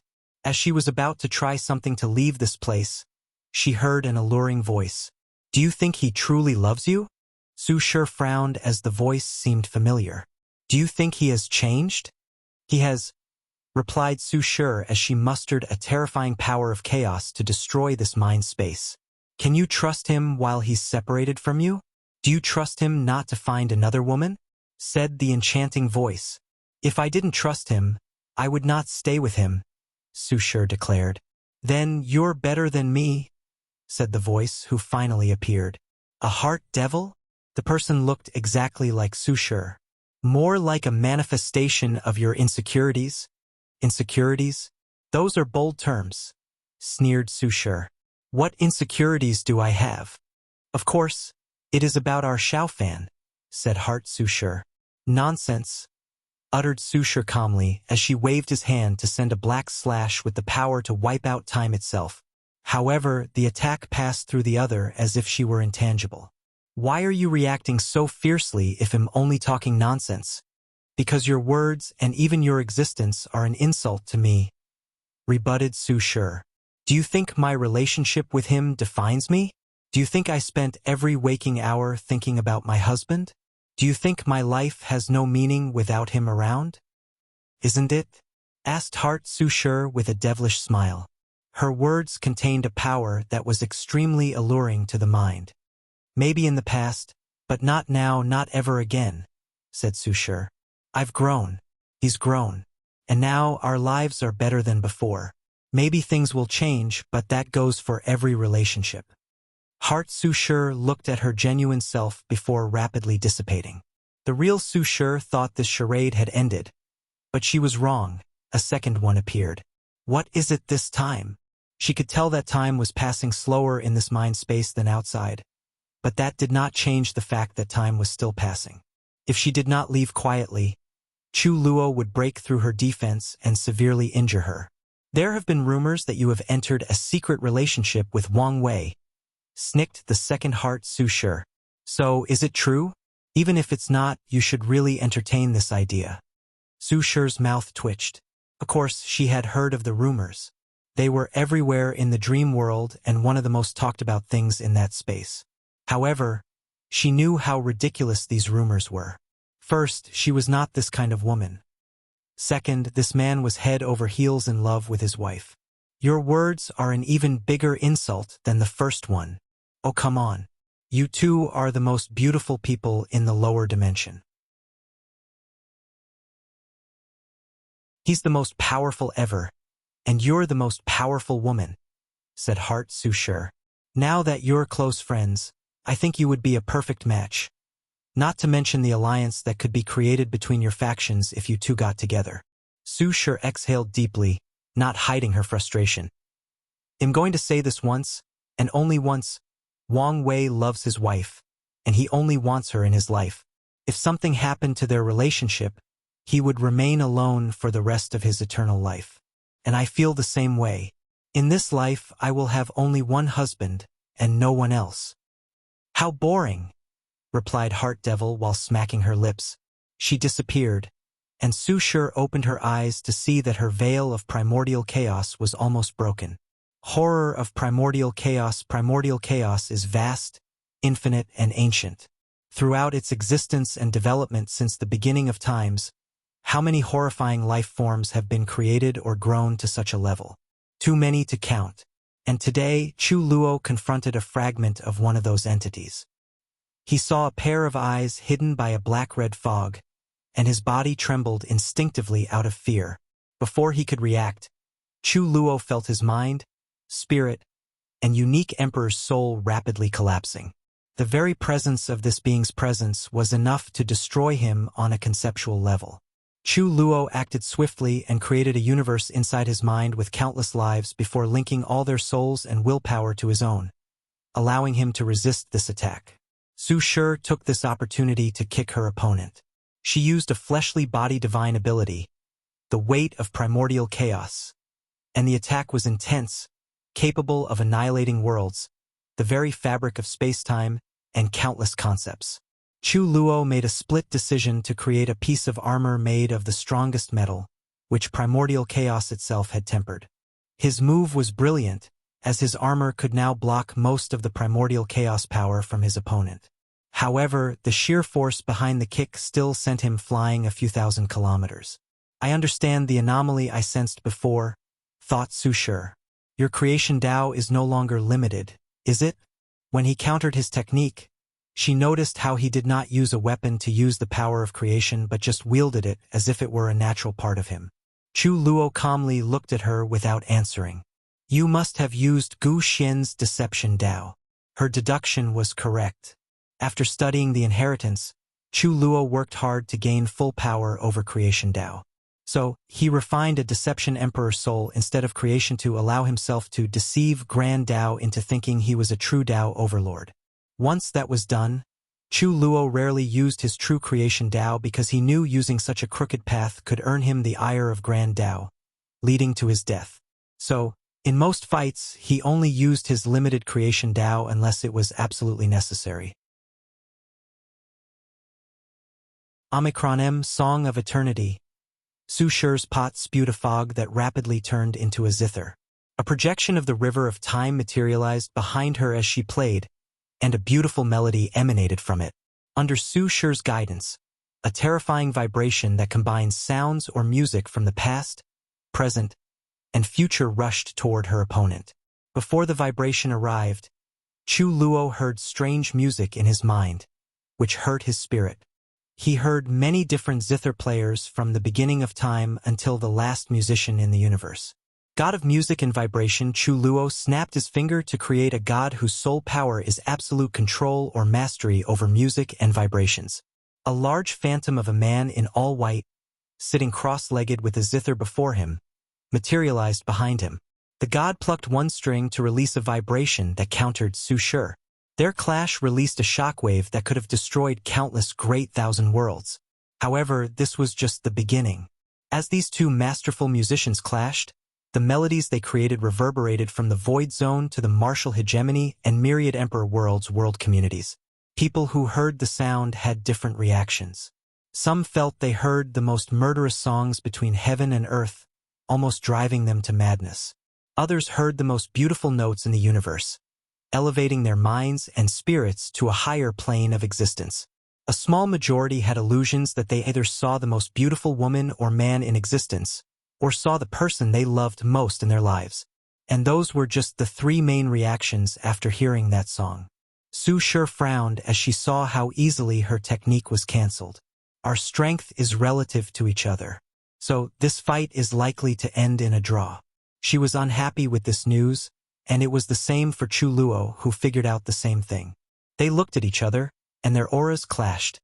They were both extremely competitive, and no one wanted to give up, especially given the result of their first fight. Su Shi saw this battle as an opportunity for payback, while Chu Luo felt humiliated that someone he could kill with one slap was not on the same level as him. Chu Luo's eyes narrowed. He had a way of ending this as swiftly as possible, but his pride would not allow him to use this method. I can still win, he thought as he used one piece of information that his eyes of truth detected. A sword manifested in his hand, and it was releasing a weird aura. Causality sword. Chu Luo swung his weapon, targeting Su Shi's past. To be precise, he wanted to wipe out one specific event in her life. The time Lin Fan gave her the Dao seed, and she inherited everything from him. If you find any errors, ads pop up, ads redirect, broken links, non-standard content, etc., please let us know. Report so we can fix it as soon as possible.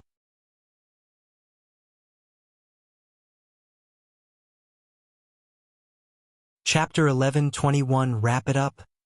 Want to erase my past? Two can play at this game, Su Shi thought as she summoned a blade with the power of time. Time erasing blade with one swing. The river of time vibrated, an indication of its manipulation. Chu Luo's face changed as his eyes of truth realized what his opponent was doing. She was erasing an important part of his life. She wanted to erase his participation in the Gu Xian trial. He swiftly changed the target of his causality sword to counter her time erasure. The river of time once again released a strange vibration as these two confronted each other in an attempt to erase each other's past. Boom! A terrifying power pushed Su Shi and Chu Luo's back a few light years away. Their complexion turned pale as they spewed blood. Backlash? They thought, and they were correct. The river of time was annoyed by their attempt to influence the past and taught them a small lesson, telling them they were not yet worthy to play on that level. They looked at each other before going on the offensive. Su Shi did not hesitate to use one of her most brilliant and powerful techniques. Death of primordial chaos. Primordial chaos is the origin of all things and lives in the universe. According to the natural evolution of the chaos universe, it is one of the first things that came into existence. So, what will happen if it dies? Su Shi had this question and used her chaos and death subdeos to find the answer. So, once primordial chaos dies, returning to a state before it existed or was created, the only thing remaining is nothingness. Primordial chaos was created from a state of nothingness. The universe's birth is a process from nothing to something, from non-existent to existence, and from imaginary to real. With this technique, Su Shi managed to control a bit of the power of nothingness, which slightly surprised Chu Luo. However, he remained calm as he watched this terrifying power, manifested as a dark gray cloud, rush toward him to reduce him to nothingness. It's so beautiful, yet terrifying, he thought as he gazed at that cloud. His thought was running faster than any photons. This technique was brilliant, but he had ways to deal with it. I could create a void chaos converter cauldron that transformed a nothingness into primordial chaos. Although I would need to be extra careful to ensure the terrifying power did not swallow my technique, it could still work. But if I did this, we would return back to where we started, an even match. Chu Luo frowned. His eyes told him the only way to end this battle was to use that method or spend decades or even hundreds of years fighting until someone made a mistake. He sighed. No need to let my ego get in the way. Anyway, once I use it, Wang Wei will have no choice but to show up. Chu Luo's aura suddenly increased. In less than a second, his aura suddenly increased from the peak 6-fold to 9-fold or 65% Grand Dao source.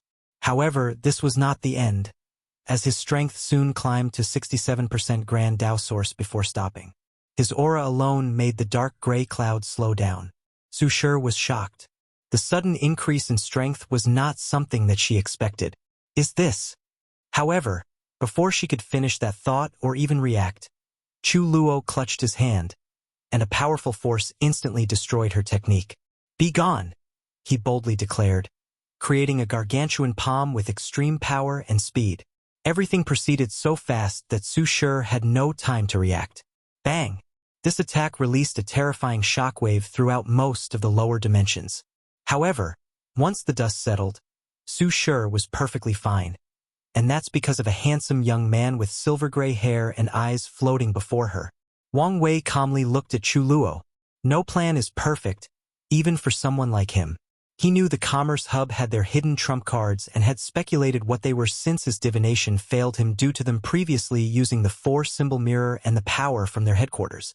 Now, he knew. It was a talisman that could provide an individual with all the powers from their headquarters. They used the potential mirror to cultivate high-end emperors that could bear the power of talisman because, unlike the ones Wang Wei could condense at will, the Commerce Hub's source of power was much harder to harness. So, if any regular emperors used that talisman, they could die instead of becoming powerful.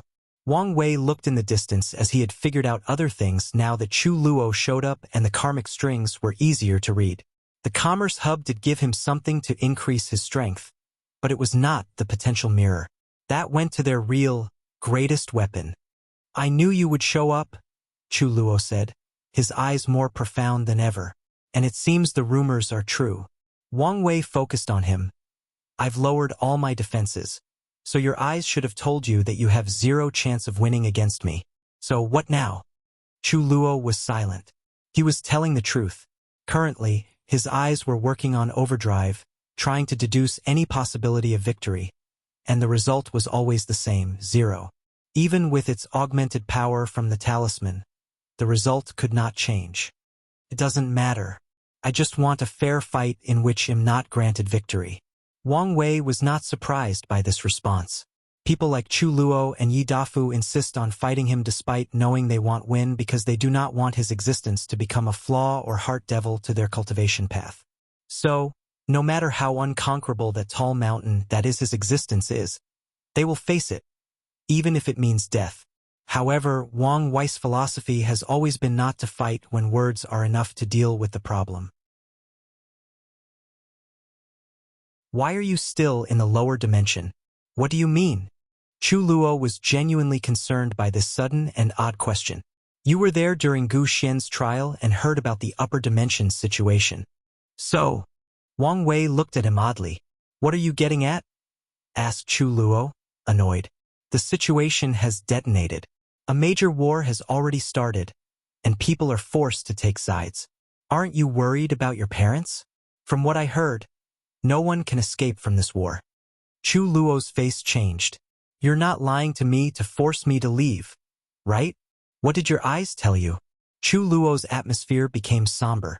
He knew some information about the upper dimension situation and was worried, but he convinced himself things were not as bad based on how the trial proceeded and the fact his parents showed up to help him deal with Gu Xian. Now, he understood how wrong his assumption was.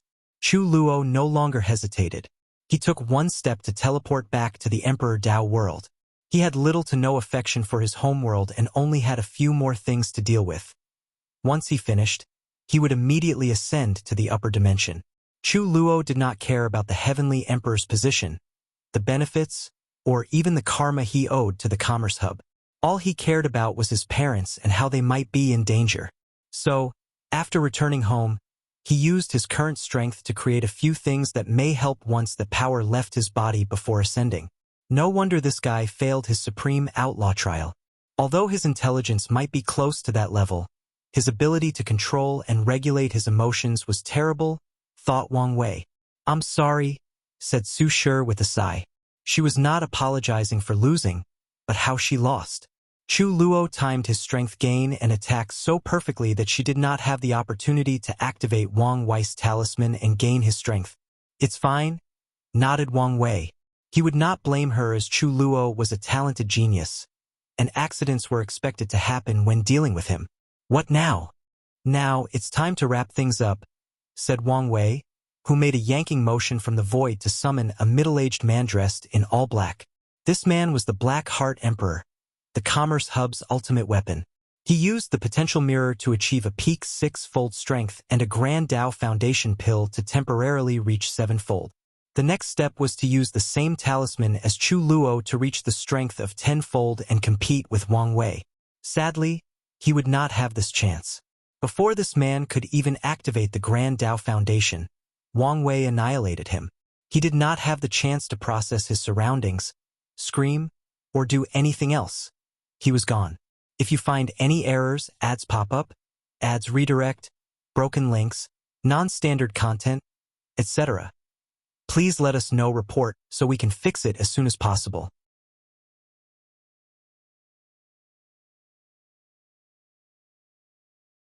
Chapter 11:22 Operation Sleeper 2.0.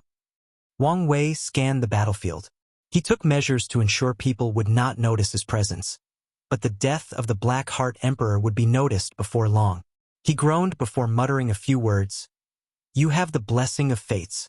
His simple words generated a power that instantly covered the entire lower dimension. Then, all the survivors from his faction suddenly felt an overwhelming confidence. It was like they knew they would be the final winner, no matter the circumstances. That confidence soon transformed into a strength that ensured their victory. Wang Wei nodded in satisfaction before looking at Su Shi. "Do you want to continue or return home? I can still fight." "Then, go support the Star Beast battlefield." Wang Wei disappeared, returning to the Commerce Hub's headquarters. He summoned a screen before him. "It's time for you to act." "As you wish, my lord," said Wang Ju. Central Commerce World. The Commerce Hub knew the importance of having the strength to maintain its grip over the lower dimension. So, they have long invaded another world and turned it into their training ground. The upper echelons of the hub control 99% of Emperor lineages in this world. They used these factions for one purpose: to brainwash talented individuals to train powerful thugs for their rules. The Fist Saint Emperor had a frown on his face. Since his return home, he's felt something was wrong. And no matter what he tried, he could not stop this feeling. "Am I just being paranoid? I should be completely safe in this place, right?" thought Saint Fist. He knew how well protected this place was, and even if Wang Wei showed up, he could not conquer this place easily due to the sheer amount of powerful arrays protecting this world. If Commerce's headquarters were their most powerful attacking weapon, this world would be their most defensive. The hub placed a lot of resources in this training ground to ensure that this world would create powerful emperors for them. Because of the balance mechanism and other factors, they have not cultivated many Eternals until this generation, but the number of pseudo-Eternals they've cultivated was astronomical. In this world's history, there have been many periods where Eternals appeared for hundreds of consecutive generations. All these people would leave a protective array worldwide to protect it, but even then, that is not the full extent of the security. To combat the balance mechanism, the Commerce Hub would order their trained Heaven-Chosen to travel to other Heaven-Will worlds and gain citizenship before returning home to protect their home. They would sponsor talents from other worlds, promising they would help after proving the Tao. So, there is no doubt that the Central Commerce World is the most powerful Heaven-Will world in the lower dimension. "I need to calm down. This place is safe," thought the Fist Saint Emperor, exhaling deeply to release the tension and pressure. However, less than 10 seconds later, he received an emergency talisman that flew from the void. His face turned ugly after absorbing the information inside. Black Heart had mysteriously disappeared. He stood up from his cultivation mat, preparing to rush to the meeting. Saint Fist sensed something, and his eyes penetrated his room to see the sky above the world. He saw a bright golden shield that greatly reassured him. Most of the panic he felt abated, and he calmly teleported to the meeting room. Everyone saluted him as soon as he appeared. Although Saint Fist was trained as their pawn, it did not change the fact that he was an eternal emperor and deserved respect. Additionally, after Black Heart's disappearance, he was the most powerful powerhouse they had who they knew was 100% loyal. The Fist Saint Emperor nodded to all the elders as he sat in one of the elevated positions. He looked around and knew most of the people, since they were the true rulers of the Commerce Hub. "Where is Tian Yen?" asked one of the leaders. "He returned home as soon as the previous meeting ended." "Home? Shouldn't he stay in the headquarters to ensure there were no problems?" As the president, he needed to activate the continent's power in case of an emergency. He claimed there was an emergency back home, but based on the recent situation, it's obvious that he sensed an anomaly even before us. I knew we should not have re-elected that bastard. Although he has a brilliant strategic mind, I always knew he was a coward. No, things are not adding up. Why didn't he retreat here to this place? Does he think there are places even more secure than here? Or does he know something that we don't? He knew this place would be the first to be attacked in case something went wrong. Everyone looked at the person who said these words since it was a woman's voice they did not recognize. Their faces changed when they saw a hooded individual standing in the room. They wondered how long she'd been there and how none of the Eternal class powerhouses detected her. Saint Fist and a few others wanted to react, but they discovered shadow tentacles attached to their shadows, rendering them immobile. They mobilized all their strength to resist, but it was useless. Your destiny has run out, Wang Ju declared. It's a shame that my master's heavenly emperor era had to rise from your ashes. She shook her head in disappointment.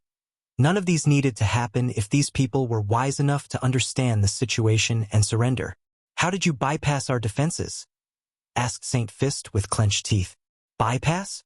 Why must I do that when I've always been here? You've been planning all of this? Yes, and for a very long time, nodded Wang Ju. The Central Commerce world is a well-protected secret. In fact, few world communities know of its existence, and the ones who have heard of it think it's only a myth. However, after hearing of this myth, Wang Wei tasked them to find this place, and it became a primary mission for the Fate Shadow Guards. What are you going to do with us? Saint Fist asked, trying to buy some time to see if he could kill himself and use his immortality to escape the current predicament. However, Wang Ju no longer entertained him. She motioned with her hand, and countless guards appeared in the room. They each chose one of the commerce's rulers and pointed it in their forehead to manifest their fate lines. Then, the fate guards released a weird-looking gray insect that attached itself to the fate line before fusing with it. This resulted in them turning in their chosen individuals and inheriting everything from them, including their fate. You, said Saint Fist as he realized what these people were doing. However, no one paid attention to them.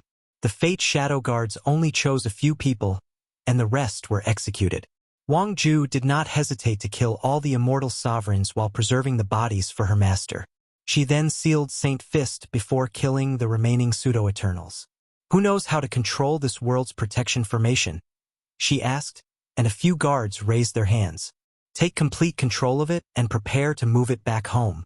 After giving the order, Wang Ju continued to overview this operation. This operation did not occur only in the Central Commerce world. Across all 1,000 world communities that the Commerce Hub controlled, countless sects were now being infiltrated and replaced by Fate Shadow Guard members. This plan was nothing new as it was just a larger-scale operation of the one against Detion sleepers. However, Wang Wei knew he would need a lot of manpower for it to succeed, so he used the Commerce Hub and his soul network ability to expand and gather more members. Wang Ju continued her oversight of this operation. She would receive information from across the lower dimension through the soul network. She would respond based on the situation. In some cases, she had to travel to some worlds to ensure nothing went wrong. Wang Wei smiled as he watched things proceed smoothly. It would be easy for him to destroy all the Commerce Hub's forces and rulers. But what then? How can he control such a large-scale enterprise as swiftly as possible without any problem? He could not. So, he opted for a simple method: take control of them from the inside. That way, he can preserve most of their foundations and he can reduce resistance to his takeover. However, such a plan had its problem: the massive military power of the hub. Wang Wei knew how much he would have suffered had he opted for a direct confrontation where he was the aggressor and the enemy was on the defensive. The current battle was already tragic, but it would have been worse, unless he used his overwhelming power but did not want to do that. So he chose another method. He started this war to lure them to disperse most of their forces and leave their backs unprotected, so that he could infiltrate and do as he pleases. One objective is completed, and now for the second, thought Wang Wei. If you find any errors, ads pop up, ads redirect, broken links, non-standard content, etc., Please let us know report so we can fix it as soon as possible.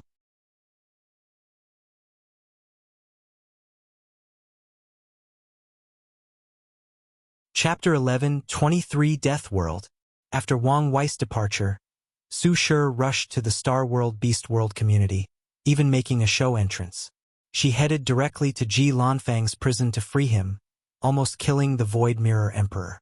Then, the two began a mindless slaughter. Not long after their actions, news about the Fate Shadow Guards' actions was transmitted to the battlefield, shocking many people. All the surviving powerhouses had one thought: they must return home to protect their lineage or foundation. As such, these people began to rush out of the battlefield, making everything chaotic. Deng Chong tried to control the situation, but it was pointless. These people cared more about their homeworld than this battlefield, especially since a majority of them were more allies of commerce than direct subordinates. Tai Gang and the War Room would not miss such an opportunity and ordered the few remaining troops to counterattack. The powerhouses on Wang Wei's side went on a field day as they began to massacre those retreating people with low morale. Commerce Hub Headquarters. Wang Wei calmly watched everything proceeding, his eyes focusing on a specific group of people. They were the first to receive the news and quickly retreated as they sensed the plot behind this war. It's time, thought Wang Wei, who no longer hesitated before swallowing an illusory pill, temporarily reaching the strength of an Empyrean. Then, he started to follow the people of the corpse-selling sect. The process was as easy as he anticipated. These people scattered in different directions, each headed to the real headquarters. Moreover, each of these decoys was located in different world communities, in extreme places, in well-hidden dimensions, and there were so many identification methods that made the security level a nightmare. Wang Wei was almost discovered a few times since he had to use his divination when he lost the main trail, and the corpse-selling sect had terrifying anti-divination abilities that used the power of death. However, the one mistake these people, or their founder, Death Reverence, could not account for was human error. No matter how good of a job Death Reverence did to hide the real foundation of his sect, it would not change the fact that humans were using them, and as we all know, humans are flawed. Wang Wei used this concept to his advantage. He was patient and chose his move carefully. His actions were then rewarded. During this chase, he found most of the hidden layers of the corpse-selling sect before finding the real one. "What is this?" muttered Wang Wei, his eyes concentrated. His eyes discovered a well-hidden dimension, and after finding it, saying he was shocked to his core would be an understatement. The dimension was vast and definitely bigger than the entire lower dimension. Wang Wei was not too sure because he knew he would immediately be detected if he entered. Worst, I might be killed. His sense of danger was going overdrive, so he did not dare rush in. Could it be that Death Reverence would show up if I venture inside and destroy this place? No, Death Reverence was still in limbo, and even if he were already resurrected, true heavenly Tao would never allow for his interference. Even if we achieved half-step transcendence, Maitreya and Supreme Unity would never allow him to interfere in this place. This could only mean the source of the danger was something else, most likely the terrifying amount of death energy in that world. The corpse-selling sect must have gathered this energy from wars and conflicts across the entire lower dimensions for countless eras before condensing them in this world. Why do they need such a vast amount? Is it really because of their cult-like worship of death? Wang Wei did not believe this for a second. His intuition was telling him that something more sinister was at play here. The death chi might be the key to the death ceremony. Honger said they've left protection against the ceremony. But are things so simple? She also said that Death Reverence knew methods that could push the limits or boundaries of true heavenly Tao. What if he found a way around that formation? Although this theory leaned on the lower end statistically, the fact that it was not completely zero was a problem in itself. No, the probability of that occurring is not as low as I imagined if I take into account that he benefited in some ways from the ultimate taboo, thought Wang Wei, pushing his brain to the limit for his analysis. Assuming Death Reverence took a step into transcendence or got some benefits, it's entirely possible for him to find a way around the protection left by the Paragons. Now that the upper dimension is weak, who knows if anyone is keeping watch of these methods, and that's assuming these parasites did not destroy them, continued Wang Wei. The last piece of this puzzle is Maitreya and supreme unity. Logically speaking, they would not allow such a thing to occur, but why have they not dealt with this death world knowing the implications behind its existence? Supreme unity is the last person who would want the eternal ascension world destroyed, so it made sense for him to remove such an obvious threat or unwelcome variables. Maitreya must be the one who stopped him. But why? Could it be that she's really a three-faced individual who's pretending that she did something wrong but was good? But that's just the first two layers of her facade, and deep down she was truly evil? Wang Wei shook his head to remove his bias and untrustworthiness toward her and think more logically.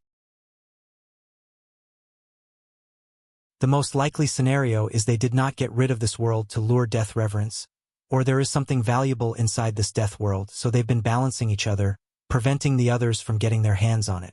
Wang Wei looked at this death world, deep in thought. If he only wanted to destroy the corpse-selling sect because of his greed for their chi luck, now he wanted to do so because they posed a far greater threat to the eternal ascension world and, more importantly, the lower dimension where his friends and sect is located. So, he must get rid of them no matter what, even if it means ruining the two sons' plan to lure death reverence. Now is not the time. He must wait until he archives true Empyrean strength to ensure no issue. By then, even if death reverence tries to stop him, his methods will be limited as he will have to deal with the sons and true heavenly Tao. Wang Wei silently teleported away back to the headquarters. The war was about to be settled, but his mind was not focused on that as of yet. Sir Chun Tong, can we have a word? Uttered Wang Wei. Then Chun Tong appeared before him. You saw it. I did, nodded Wang Wei. Can you tell me what you know? I don't know much, replied Chun Tong. After my death, I came to the lower dimension, which was a safer place, to gather luck and merit to revive myself. I noticed the death world and investigated, but it was nothing but a world full of death chi. Wang Wei frowned. Are you saying I'm overthinking and that thing is just a normal world full of death energy? No, you're not, replied Chun Tong. After the ultimate taboo, I suddenly had the idea to investigate and did so. Chun Tong paused. Well, I know I detected something in that world, but I don't know what it is. You don't know? As in your knowledge could not identify it or... My memories were wiped out, Chun Tong explained. That is odd. These words reinforced his thought that death reverence changed or improved after the ultimate taboo. But is death reverence so capable? I assumed you were a peak paragon, even if not boundless. But he can so easily wipe your memory? No, the process was weird, and definitely not only because his strength surpasses mine. You have a point? Nodded Wang Wei, who did not completely buy Chun Tong's explanation as the latter might be adding stuff to make him look better and protect his pride. Well, thank you for answering my question. Are you going to destroy it? That's the plan, nodded Wang Wei. You should be more careful. Although I've only met Death Reverence twice, he always gave me the creeps. I will, nodded Wang Wei, his eyes focused as he watched Chun Tong disappear. This man is not simple. From what he knew and deduced, people in limbo should not be able to interact so easily and freely with the world of the living. Meanwhile, Chun Tong acted as if he was a projection of a genuine body instead of an existence between life and death. Sect Master, said Wang Ju, who appeared in the room. How was the operation? If you find any errors, ads pop up, ads redirect, broken links, non-standard content, etc., please let us know report so we can fix it as soon as possible.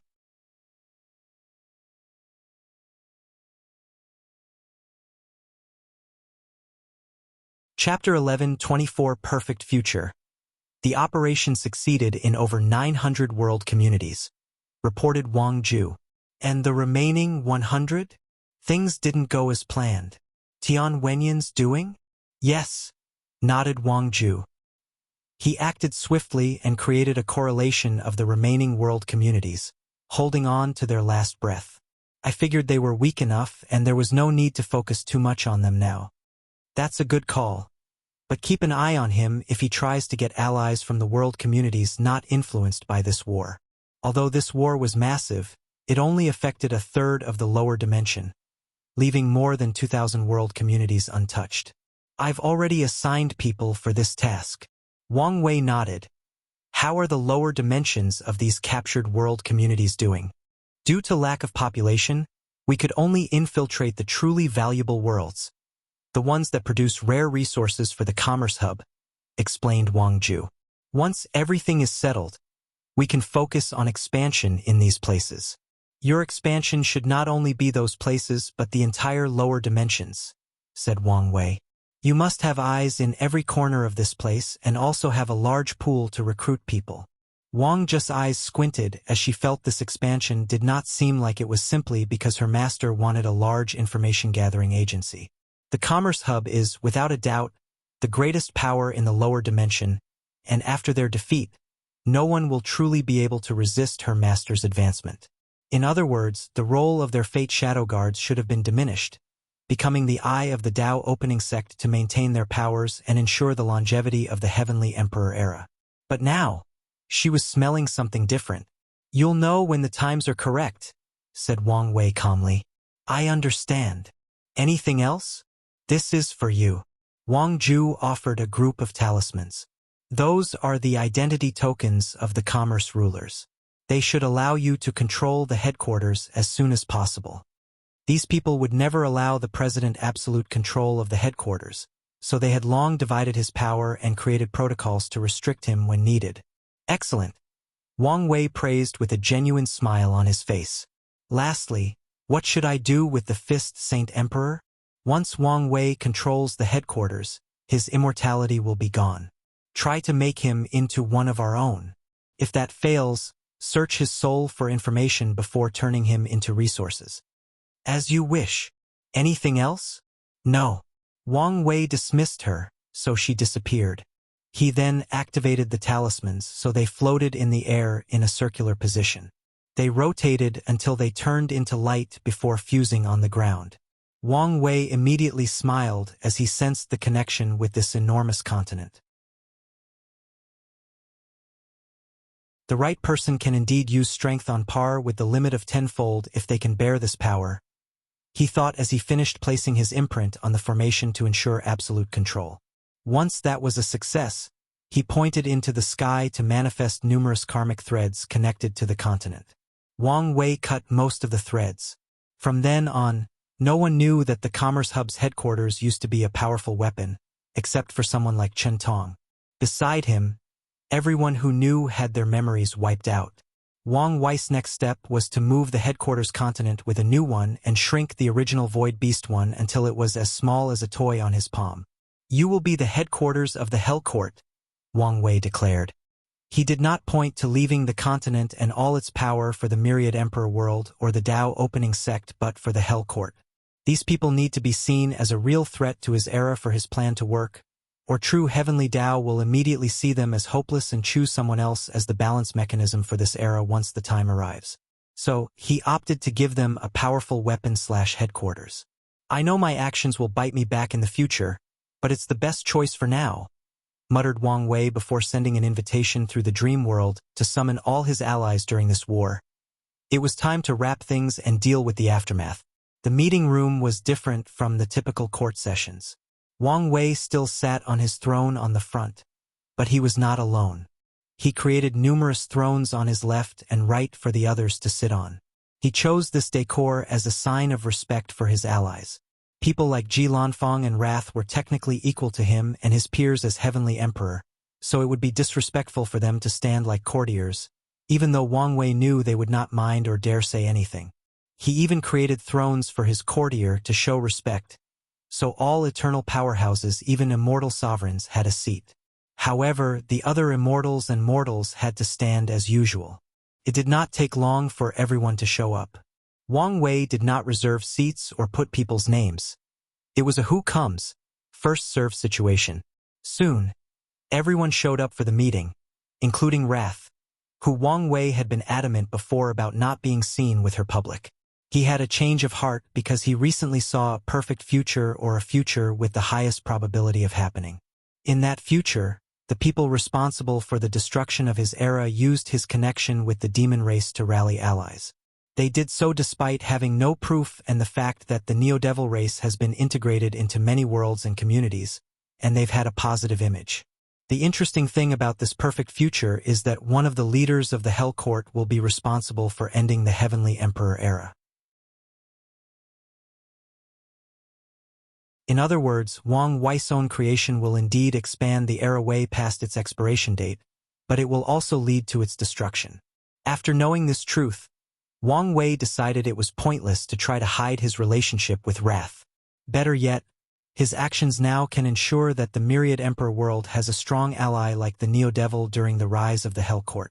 As for the perfect future, it was not absolute. True Heavenly Tao cannot plan the downfall of his era, as long as he can achieve half-step transcendence before that period. Wrath glanced at Wang Wei, wondering why he decided to meet so publicly. However, she did not ask as she guessed he must have his reasons. She did not think it would be a mistake as every move this man made was calculated. The meeting room was quiet as everyone waited for things to start. However, as soon as Dafu appeared, he broke the quiet. "Wang Wei boy, I like your seating arrangement." Wang Wei rolled his eyes. "But can you make a seat for my new wife?" "No." "Why not?" "She may have garnered your trust but not mine." Dafu sighed before slumping on his chair. "I don't like it when you're like this." "Welcome everyone," said Wang Wei, ignoring the monkey. "Before we start everything, I would like to thank you for trusting me, even going as far as putting your lives on the line. I'm grateful beyond words can explain." Wang Wei paused for less than 2 seconds before continuing. He did not want to give these people time to think whether his words were genuine or not. Ultimately, it did not matter, especially since most of them did it not out of trust but fear. "We've suffered. And now, it's time to reap the benefits of our trials and tribulations." Wang Wei raised his hand to manifest a holographic map of the lower dimension. Currently, close to a third of the lower dimension is drastically weakened, and many worlds are without an emperor or protector. This is our chance. We use this power vacuum to expand, conquer, and spread our influences. The people looked at this map with great concentration. Many people had to use their willpower not to salivate. "I have already organized a charter with the territory. You will be responsible for this expansion and your benefits," continued Wang Wei as he snapped his finger to send the information to everyone. The charter also contains the rules and restrictions for this expansion, the most prominent being that more resources can be plundered from these worlds as punishment for their actions. But mindless killing for vengeance and hatred is not allowed. Do you have any questions or comments? "I have one," said Sushir. "We lost more than 90% of our troops, so we do not have the means for a military exploit at the moment." "Didn't you plan to revive our fallen people?" asked Wang Wei. "Do so. Don't stop at our people. Revive the enemy's soldiers into undead or turn their dead bodies into puppets. Use summoning techniques for more troops, and you can also access a few of the commerce's resources to help in the revival. Let the mortal civilization be responsible for the smaller thousand worlds and the mortal worlds." Wang Wei suddenly paused as he thought of something. "Don't use any undead techniques that involve the soul. We don't want to upset Samsara." "Very well," nodded Sushir. "If you find any errors, ads pop up, ads redirect, broken links, non-standard content, etc., please let us know. Report so we can fix it as soon as possible."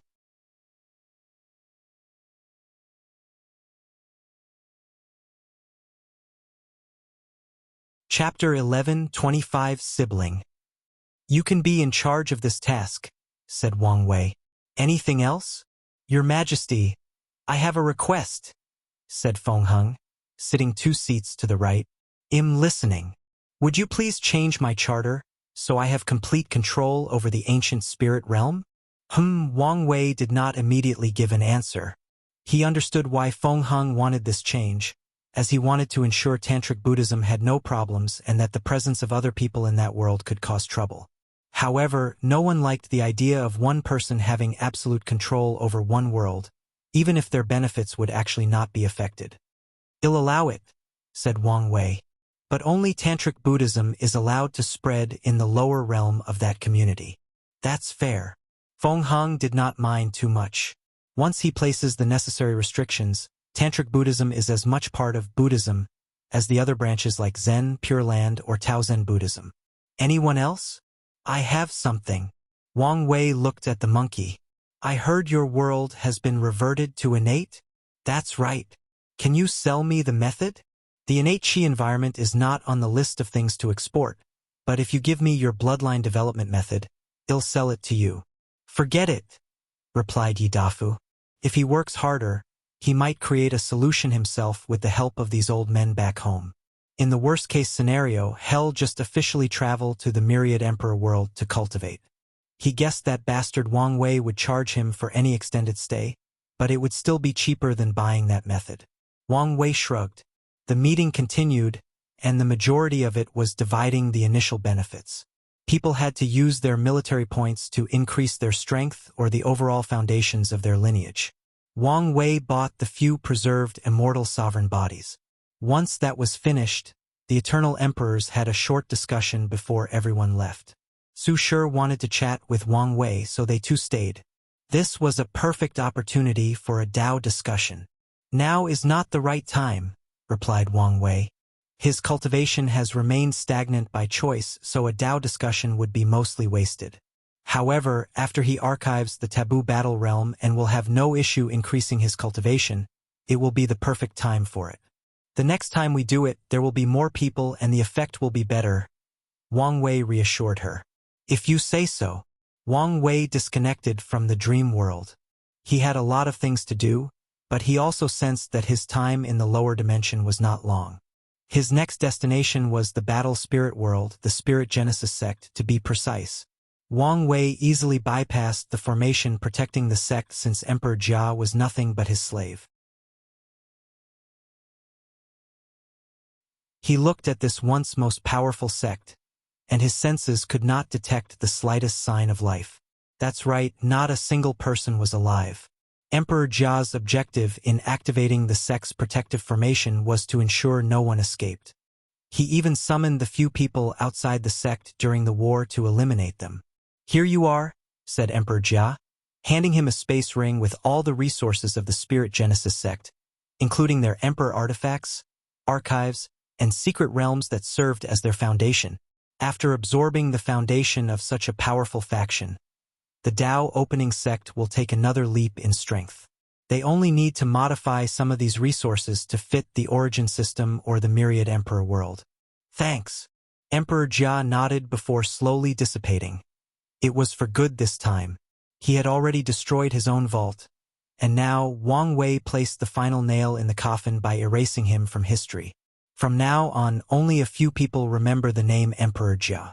Wang Wei took one last glance at the Spirit Genesis sect, and with a thought, the magnificent buildings turned into sand and dissipated into the wind. The formation remained, preventing anyone from knowing what had happened here. Then, he teleported to a distant mountain, waiting for someone. Your Majesty, said a deep voice while bowing deeply. Gao Buqin, I promised you an opportunity to prove the Dao, and I won't go on my word. A group of people will ascend to the upper dimension with you in a little while. I assume Desolate One told you about the price to pay? He did, and I don't mind. Good. Wang Wei waved his hand to give him a token, and Gao Buqin bowed before teleporting away. Wang Wei took one last look at this place, his gaze momentarily stopping at that old man who wanted to cultivate Fate Dao. Then he returned home, where his family had already prepared a small feast. He sent the space ring to Origin 1 to deal with things. Come. The food is ready, said Yu Yan, and Wang Wei walked in with a smile and immediately started eating. Boy, did you see my fight? Asked Wang Chong. I did. I didn't, added Wang Tian. Me too. You should have been there. I punched him. As always, Wang Wei felt a peaceful atmosphere enveloping his body and mind whenever he had these quiet moments with his family. Are you listening to me? Huh? Sorry, I was a little distracted. What did you say? I said, I think I'm ready to fight Yang Kai. What do you think? It should not be an issue, said Wang Wei. The Nine Sons Emperor only proved the Dao 3 generations ago, and even with the time acceleration of the upper dimension in the previous 2 generations, his strength should not have improved much. However, I recommend you enter seclusion one last time to absorb the experience of this war. That's what I was thinking, nodded Wang Chong. Wang Wei was about to nod when he sensed something and looked in the distance.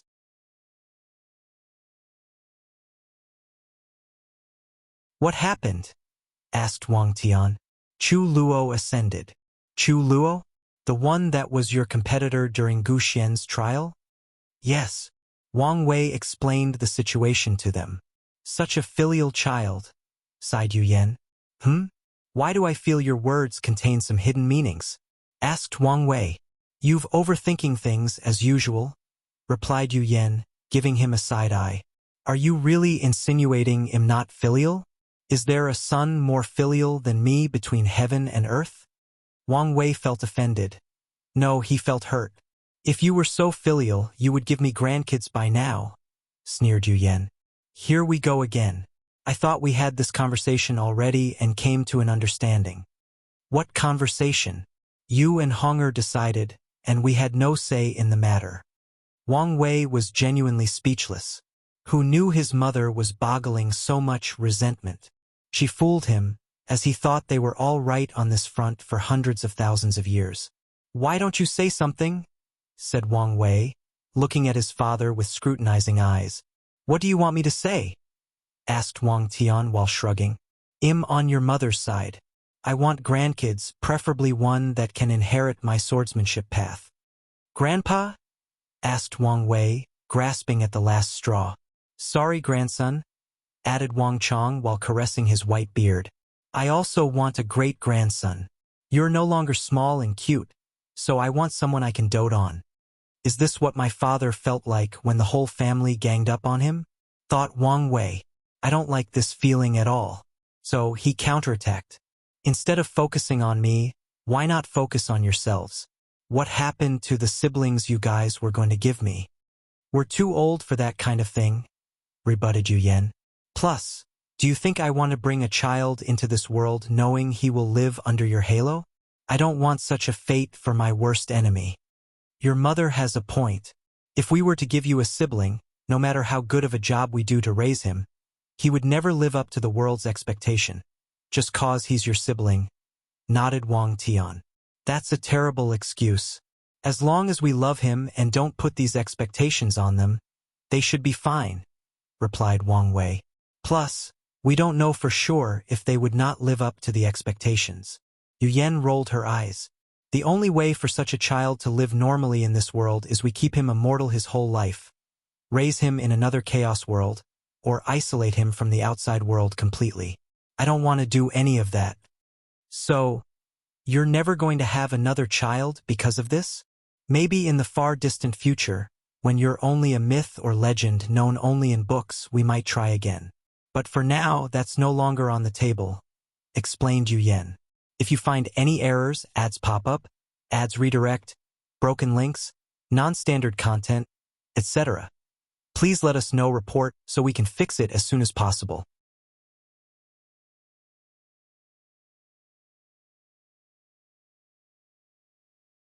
Chapter 11:26 Existence Ceremony. The family dinner lasted a few days before everyone scattered. Yu Yan returned to her semi-hibernation state to wait for the next generation.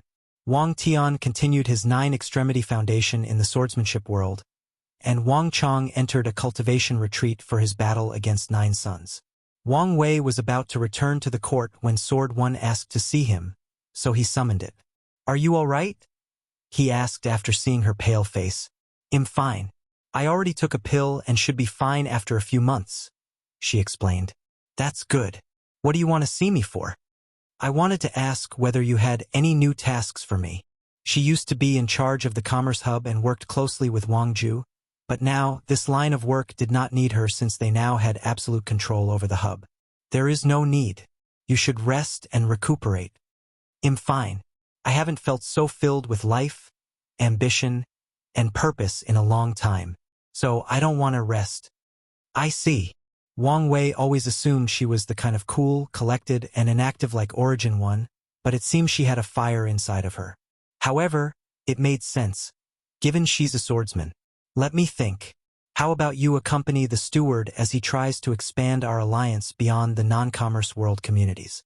Certain things might be easy if he has someone of your strength by his side. Great, said Origin 1 with a twinkle in her eyes. She bowed before disappearing. Wang Wei did not immediately leave as he remembered his favorite ancestors and went to see him.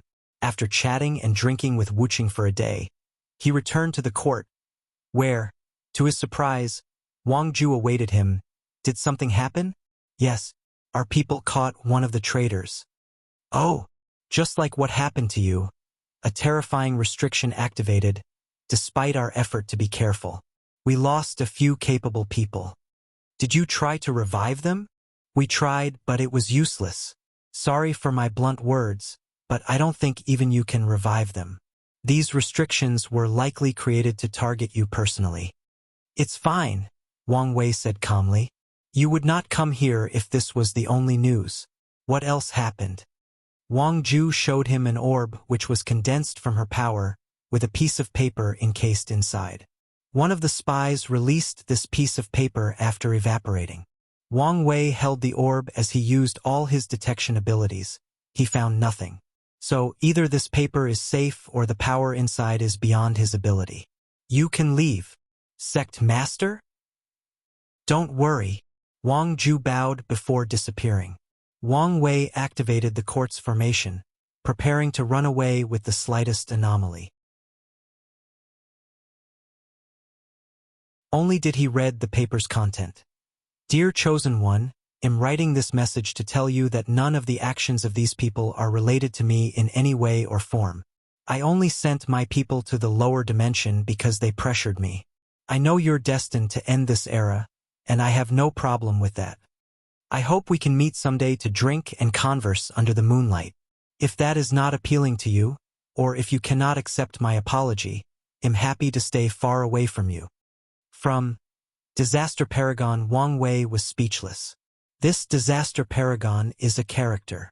That's the only way he could describe the latter. The spies descended to the lower dimension in the early stages of this generation. So, assuming he did not send these notes before true heavenly Tao closed the lower dimension since he would not know, he had this method prepared in advance in case something went wrong. This level of carefulness and preparedness truly made Wang Wei speechless. This also shows that this man is quite intelligent despite his cowardly presence and is also bold. Very few people know of the existence of the eighth moon, yet Disaster Paragon assumed or deduced whoever fate chose to bear the destiny to end his era would have discovered the truth. Wang Wei updated the character profile he had on this man before burning the paper. He then sent new nutrients to the Genesis fruit before entering seclusion.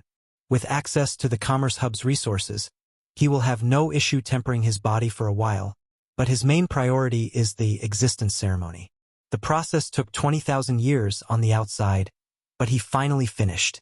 He quickly checked outside, and the expansion was going smoothly.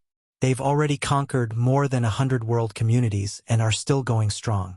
In this short period, Wang Wei had gathered too much merit, incense, dream power, and spiritual energy, but that was still the tip of the iceberg as these new worlds did not have the proper time to ferment.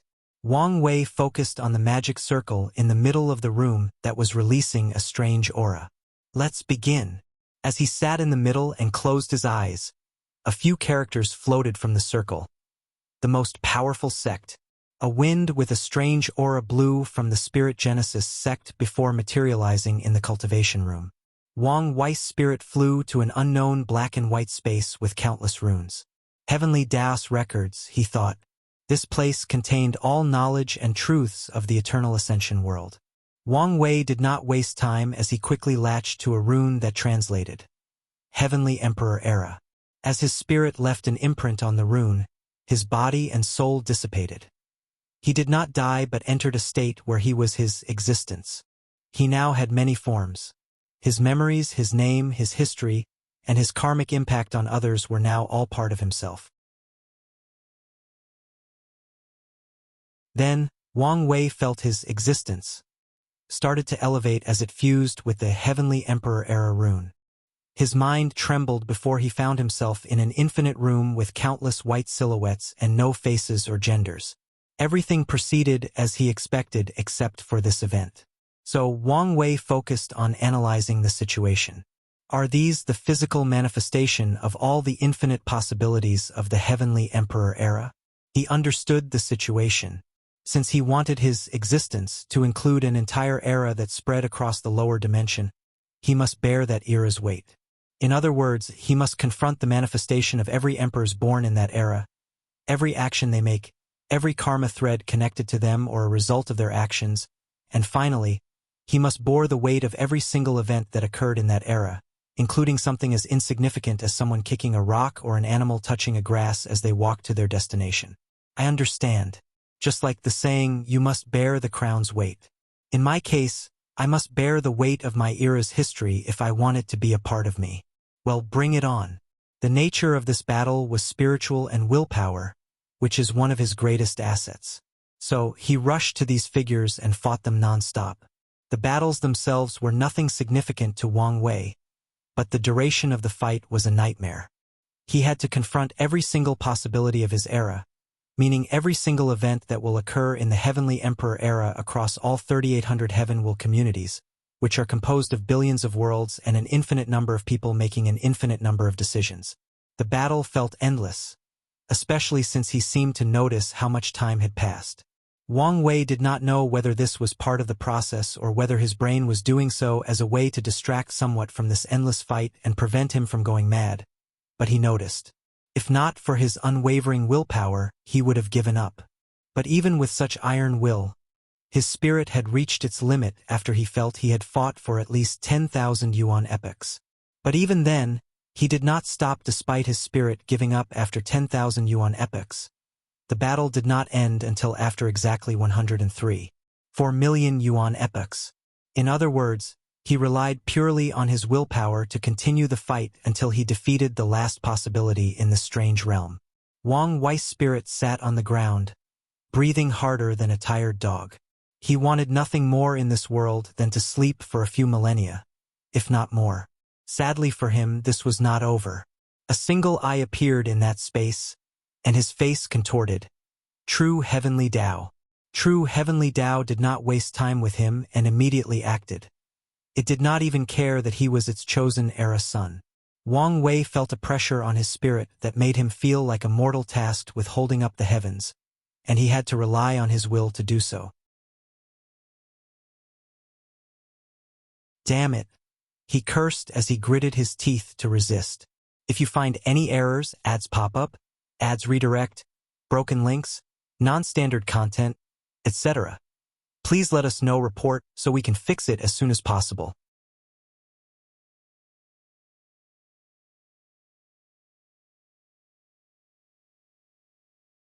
Chapter 11, 27 Higher Existence? I'm getting tired of facing you, complained Wang Wei as he sensed his spiritual body rapidly collapsing. However, he felt he had to say his piece. He grunted before bracing himself to resist the pressure.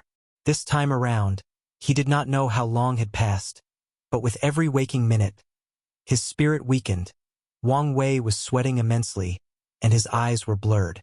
I'm on the verge of passing out, he thought, but even pondering such a small sentence aggravated the situation.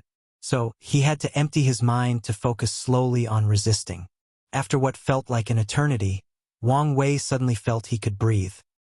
His legs wobbled as if an immense strength had been lifted, but it was so sudden that he had not adapted yet. His body, or spirit, took deep breaths to calm down and gather strength. However, the sense of weakness was simply overwhelming, and for some reason, Wang Wei felt an intense need to throw up. That's a sensation I haven't felt in a couple of million years, he thought, but once again he was so weak that even thinking made his head hurt. Wang Wei regulated his breathing to ensure his spirit recovered as swiftly as possible while he watched that colossal eye dissipate. If he were not so weak, he would have given it a piece of his mind or, at the very least, give him the middle finger. For fuck's sake, this is not over? He ignored the terrible migraine as he watched a bridge appear before him. According to his calculation, he predicted there would be resistance from Heavenly Tao as he tried this ceremony. Still, he did not expect an entire trial prepared for this occasion and one so well prepared. So now, Wang Wei had to ponder whether someone had already walked a similar path, hence the well-created trial. Or, true heavenly Tao reacted swiftly and organized this trial based on what he was trying to do. I'm getting tired of these high-level entities regulating every aspect of the universe, Wang Wei complained before slowly walking to that bridge.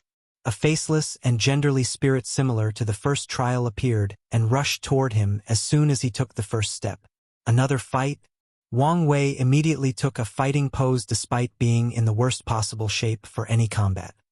He might currently be weaker than a drunkard who hadn't eaten for 2 weeks, had a debilitating disease in which their organs were failing, and was heavily injured from falling 10 stories high, but he would still fight until his body and mind collapsed. Luckily, he did not have to fight, at least not in the physical sense. The spirit did not attack him but entered his body. Wang Wei immediately senses a black spot on his spiritual body. Huh? What's this? Normally, he could deduce this kind of thing instantly, but his mind was not in the best state. Soon, a second spirit entered his body, and something clicked in Wang Wei's mind. Assimilation, he concluded. If the first test was me resisting the strength of this era, this one is about resisting its assimilation. No, not resist per se. My goal is to assimilate my existence into the Heavenly Emperor era, but while I can assimilate it, it can do the same to me. He immediately understood the severity of the situation. If he fails the assimilation, not only will his plan fail, but he will die in some way or form as his existence is instead assimilated. I will probably lose my physical body and soul, existing in another form similar to those people in limbo. That's unacceptable. He began to resist these spirits' assimilation while trying to assimilate them. However, the process was not as easy as he expected because the most important aspect of this battle was not his use of spirit or his willpower but his understanding and control of existence. Wang Wei had to apply everything he knew existence, from Madman Chu as he slowly walked through that bridge and assimilated all these spirits, which were the physical manifestation of every possibility of the Heavenly Emperor era. After another eternity, Wang Wei passed through the bridge, but he was truly about to pass out. He had reached his limit even for someone of his willpower, and the world was about to become dark any second now. Then, he sensed a mysterious power that rapidly recuperated his spirit. His eyes opened in the court, and he was still sitting cross-legged inside the magic circle. What happened? Wang Wei looked around in confusion for a few seconds before gaining complete mental acuity. His terrifying brain processing speed returned, and he immediately realized many things, including that less than a minute had passed despite spending heaven knows how long in that spiritual place. The second thing he noticed was the drastic increase in one of his soul dub Dao.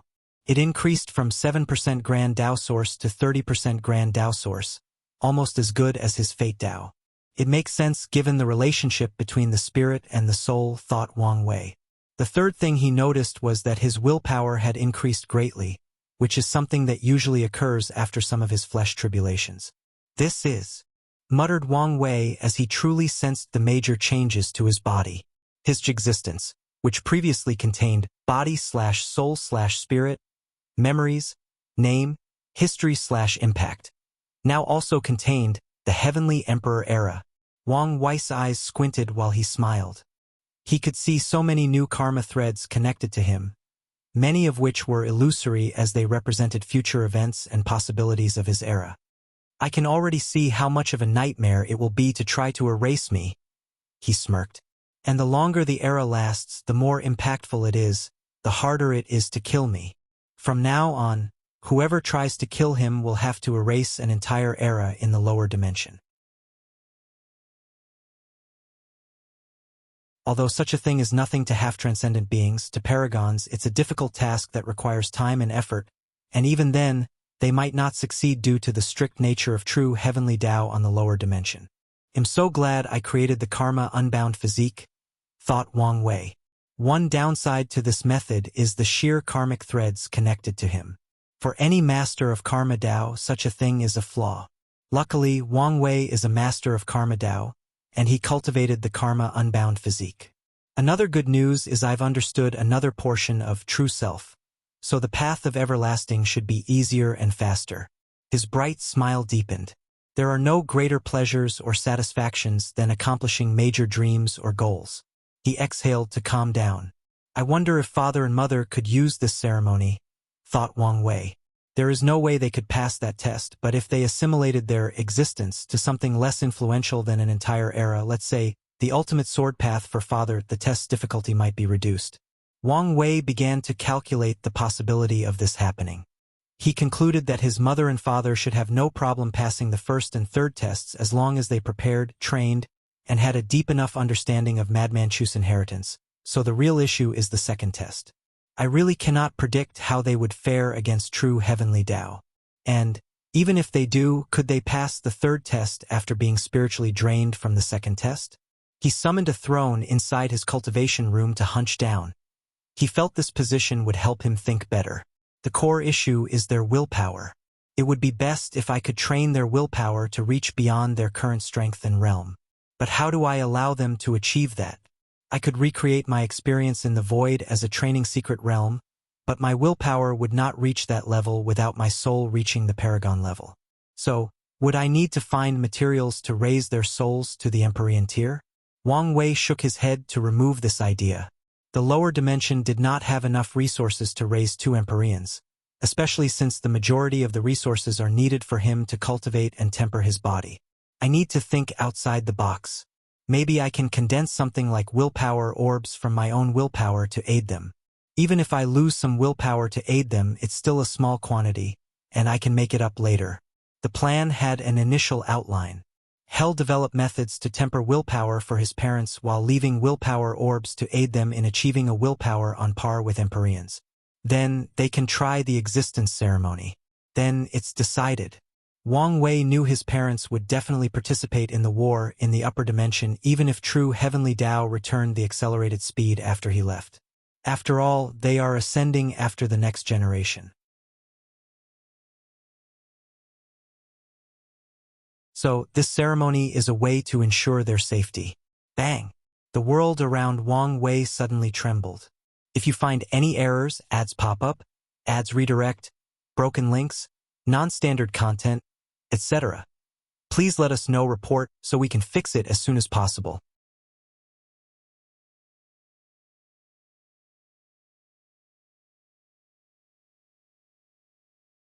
Chapter 1128 Madman. What's going on? Wang Wei did not detect anything when this sudden change occurred.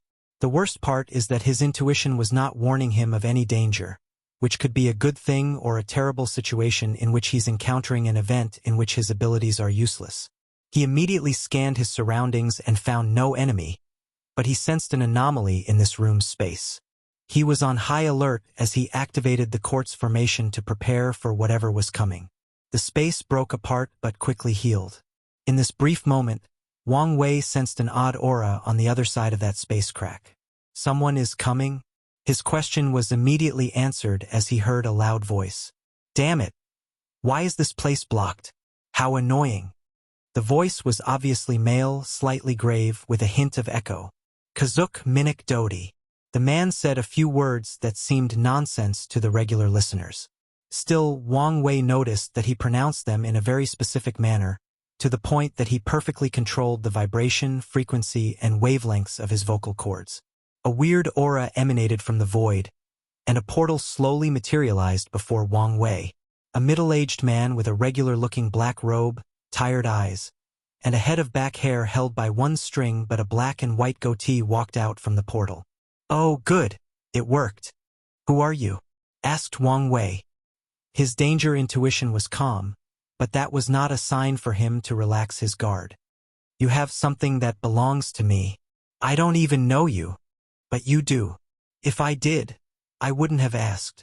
Unless you're trying to hide from me, said the middle-aged man. Why would I do that? People often run away from me. I don't know why. Well, I do. They usually don't want to repay their debt. I don't know. Wait, are you Madman Chu? See? I said you know me. You could have introduced yourself, and this conversation would have been much smoother, Wang Wei said. Despite knowing the latter's identity, he did not lower his guard. After all, he knew almost nothing about Madman Chu besides his analysis. So, His mind was already deducing how to escape this scenario if something went wrong. Assuming he's really mad, it would mean his spirit has problems. I can use my soul Tao to recreate the trial I just experienced. It should work, or at least give me time to run away by ascending. I didn't introduce myself? Asked Madman Chu, genuinely puzzled. You didn't. But how did you know who I was? Wang Wei grunted, feeling that conversing with this man might give him an aneurysm. Why are you here? Omicron M.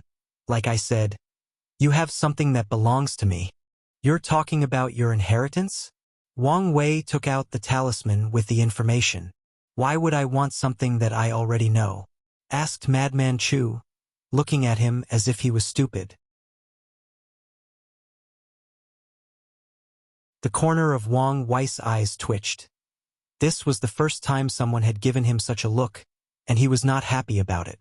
I'm talking about what you did with my work. You mean this ceremony? Yes. I've spread my knowledge across the chaos universe in the hopes that people will innovate and return the favor, but it has been a while since someone did, said Madman Chu with a deep sigh while shaking his head to show his disapproval. How can these people be so stupid? I've already done most of the work for them, so they only need to improve on what I've done. But no, they either used it without any intention of innovating, and when they do, it's something stupid. He looked Wang Wei in the eyes. I hope you didn't do something stupid and make me come here in vain. See for yourself. Wang Wei condensed his ceremony into a talisman before handing it to him. Madman Chu did not hesitate to study the content. Assimilating my existence to an event or cause. Brilliant. I see you combine the work of that boy heavenly book with mine. Not bad, not bad. Wang Wei squinted his eyes. He now had confirmation that Heavenly Book Paragon created the paradox ceremony, and he was his enemy, not the one of the cardinals. I'm very satisfied with this exchange, said Madman Chu with a great smile. The debt between us is settled. Wang Wei immediately felt the tight karmic bond between him and Madman Chu dissipate, and a gleam of light flashed in his eyes. In fairness, the latter's inheritance was way more valuable than his ceremony, but he still settled the debt because he was satisfied with Wang Wei's work. So, is this the kind of person he is? Thought Wang Wei. Well, goodbye. Madman Chu did not hesitate to turn around to head to his portal. Wait, is there something else? Can you tell me how you descended in this blocked space? Wang Wei was genuinely curious how he bypassed true heavenly Taoist blockade. Such information is valuable. Madman Chu replied casually. I'll exchange my experience of using the ceremony with you. Such data should help you better understand the ceremony. Madman Chu pondered for a good 10 seconds. Deal. Wang Wei immediately gave him the information, and Madman Chu explained, I used a technique from the rule-breaker race. What race? Wang Wei had never heard of such a creature. At the beginning of the universe, during the Age of Genesis, Grand Tao was young and ignorant. So, when ruling the chaos universe, it experimented with different creatures and life forms. The result was that it created too many creatures that were too powerful or had unbalanced abilities, one of which was the rule breakers, a race with the power to ignore the rules, restrictions, limitations, or order disorder of heaven and earth. That is terrifying, commented Wang Wei. If he had such ability, he would turn the entire chaos universe upside down with all his unrestrained ideas. Here I thought fiend gods or chaos demon gods were the darlings of this universe. Compared to the rule breakers or creatures from that age, they are nothing, thought Wang Wei, feeling slightly envious. I'm guessing the fate of these creatures was terrible. That's obvious. These creatures were too powerful, so they had no desire for improvement or innovation, which is bad news for Grand Tao, whose sole purpose was to develop the chaos universe.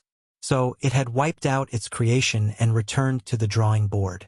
That means the chaos demon gods were Grand Tao's second attempt at populating the chaos universe. So what happened to them?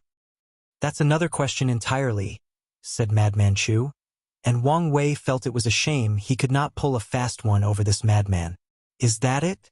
I'm leaving. Any chance you can exchange this technique? Absolutely not. Oh, come on. Let's at least negotiate a price. No. Madman Chu shook his head. All traces of the Age of Genesis are almost wiped out, so I went to extreme lengths to get some samples from that era. I doubt you have anything valuable to exchange. How about an idea of achieving half-step transcendence? Idea? Sneered Madman Chu, not hiding his deep disdain. I have hundreds of those. Do you have an actual method? That, I don't. Then don't waste my time. Madman Chu walked toward his portal. This technique was how he saved his life in many desperate situations, so how stupid would he be to exchange with others for an idea? Even if it were the real method, he would hesitate to exchange, especially if it's one of those shoddy methods with too many restrictions. Wang Wei calmly watched him disappear. He did not make other offers like knowledge about the prehistoric world. As a former salesman, he knew when someone was not willing to sell or even negotiate about certain products. It's a shame, he thought before opening his mouth to utter, Kazuk Minik Dodi. Nothing happened, so he tried to replicate the exact same frequency and wavelengths as he remembered, but the situation was the same.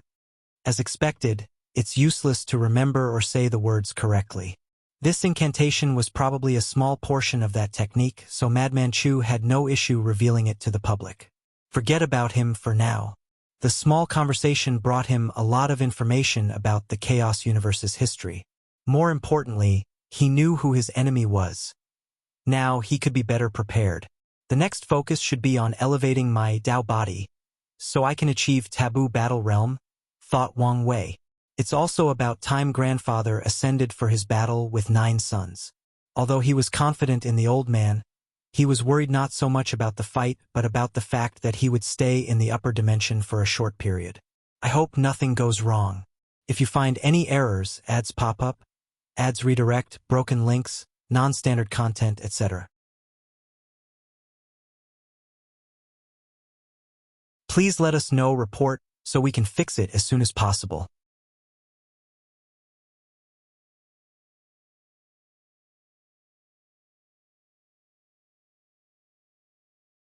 Chapter 11:29 E-Commerce. Wang Wei once again checked on the development of the court despite only a few seconds having passed. He couldn't help since he had experienced countless Yuan epics in that test. Nothing had changed, but he also needed to prepare for the next major development. Still a little early, he thought before retreating.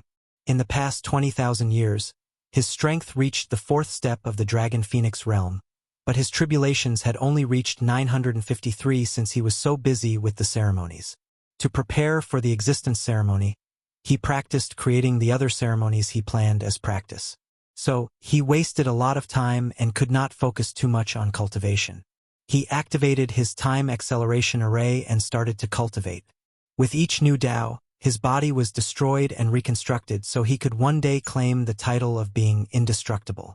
Wang Wei did not stop until he reached the 5th step in the Dragon Phoenix realm and passed the 1267th tribulation, which is the 1/3 required to open the gate. As expected, a new symbol appeared on his gate of power, and after reaching this threshold, he could sense a subtle change. It was more ancient, nobler, and mystical. I could probably open the gate right now, but my body would explode, thought Wang Wei. Opening the gate without reaching the 10th step will result in absolute death without any chance to resist or opportunity to revive. Wang Wei clenched his fist, feeling the strength coursing through his veins. He now had the strength of a 5-fold battle realm with his flesh alone. However, the scariest part is how terrible his current defense is. Many Daos are simply useless to him. He could just stand before an eternal emperor with any of these Daos and let them attack, which would be useless. The interesting aspect of the true power Dao realm is that it actually affects my existence, he analyzed as he sensed the deeper changes in his body. If my Dao cultivation is adding characteristics of eternal into my existence, then this path is adding indestructible characteristics. However, it seems minor and subtle. I'll most likely have to wait to open the gate for this transformation. Wang Wei slowly walked out of his cultivation room. He sensed the vast faith with people worshipping him from across the lower dimension. If he were walking the path of godhood, or even the soul path, he would truly be a nightmare with how much faith he had gathered. He checked things and he was immediately satisfied with the result. Another 10,000 years had passed, but the expansion had quickened its pace drastically. They had already conquered over 700 of the Commerce Hub's territory, leaving only 200 world communities, 300 if you count the people still under President Tian Wenyan's control. Interestingly, this was not the limit of the Heavenly Emperor era. The Steward and Sword One had convinced dozens of worlds outside of the Commerce Hub's influence to join with them without a fight. The only troubling news Wang Wei received was the fact that the Fate Shadow Guards discovered countless worlds with secret influence from the Abyss Gap, just like the one he found in the East Lotus sect. They've been tasked with eliminating these branches, but after a few successful operations, they became better at hiding themselves. Wang Wei did not waste time as he immediately divined many of these locations, but after less than 10 seconds, an unknown power blocked him.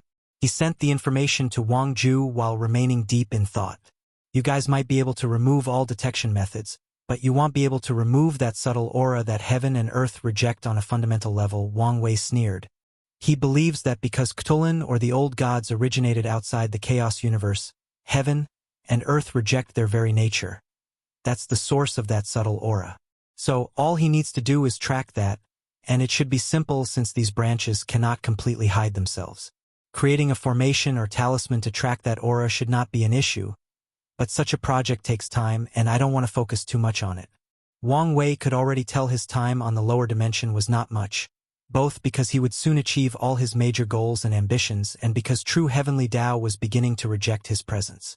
As such, he needed to speed up a few things and did not wish to waste time on such a project. In fact, it was not just him. Most of the Eternals in the Myriad Emperor are beginning to feel the same. Their strengths are approaching the six-fold limit, meaning they all need to re-establish their foundation if they wish to go higher. They also understand that it would be best to do so in the upper dimension under the protection of powerful elders and, more importantly, far away from Wang Wei in case he suddenly felt like their strength was encroaching on him. He snapped his finger and a projection of Tong Ruobing refining a talisman manifested before him. Wang Wei, damn it, you can't just summon people like this. What if Mu Lei and I were?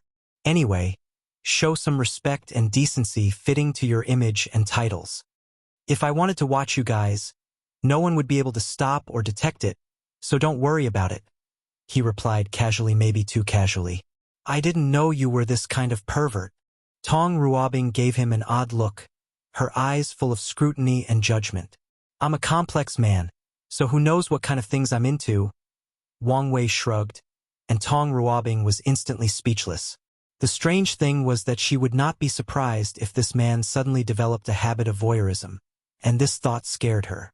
She removed that horrible idea from her mind. What do you want? I need you to make a talisman to track the unique aura from Abyss Gap blood. What do you need such a thing for? To remove some uncontrollable variables. Wang Wei replied, and he was telling the truth. According to his speculation, it won't be long before achieving Taboo Battle Realm and confronting the Abyss Gap. However, he wanted to remove these branches due to his cautious nature. I see. Unfortunately, I've sealed this thing and decided not to touch it again for a long time. That's fine.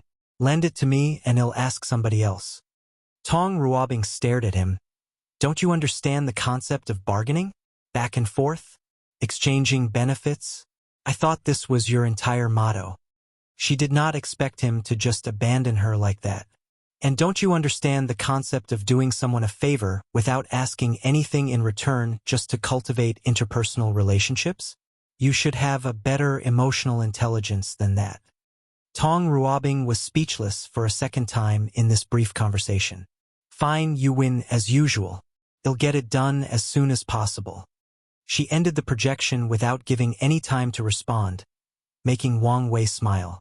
Little girl, you're a few yuan epochs too young to think you can win me in an argument.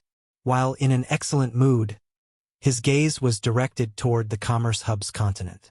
With a single thought, the continent disappeared, merging with the dream world. Then, every member, both online and not, received a notification. Dear Dream users, there is a new major update.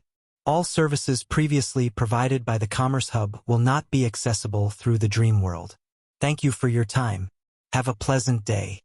It took some people time to process what this meant, but the wise ones immediately knew and were elated. The dream world was mainly a form of communication and training. However, regarding resources training and such, the Commerce Hub was still used primarily by all these world communities. People would make deals in the dream world, but they still needed to reach the hub's continent or pay for delivering services for whatever resources they needed, unless they were exchanging things like cultivation, techniques, or selling information. Or if their world was directly connected to the hub, which was not necessarily a good thing after that war. But things would now be different.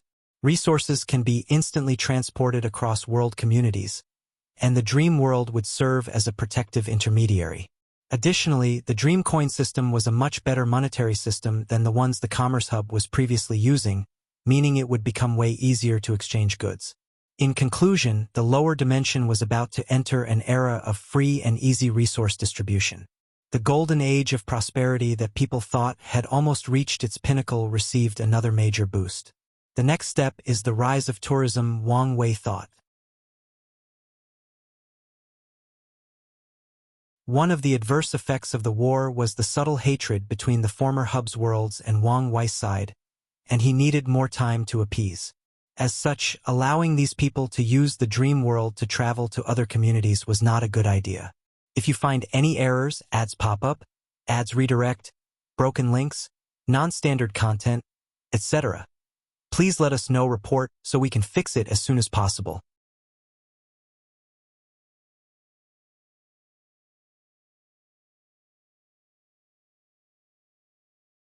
Chapter 1130 The Golden Pawn. Wang Wei looked in the distance. Maybe I can use the abyss gap to my advantage. His plan was simple. Use one of those corrupted individuals to become the enemy of the lower dimension. He would create a terrifying and cruel enemy with the goal of forcefully conquering and corrupting the lower dimension. Then, he would swoop in as the savior, making it easier for him to conquer the remaining 3/4 of the endless void. The pros of this plan is I can accelerate the spread of the Heavenly Emperor era, thought Wang Wei. It should also prevent these world communities from banding together to stop my expansion. It should not be possible for a group or an alliance on the scale of the Commerce Hub to appear again, unless there is a major foreign threat.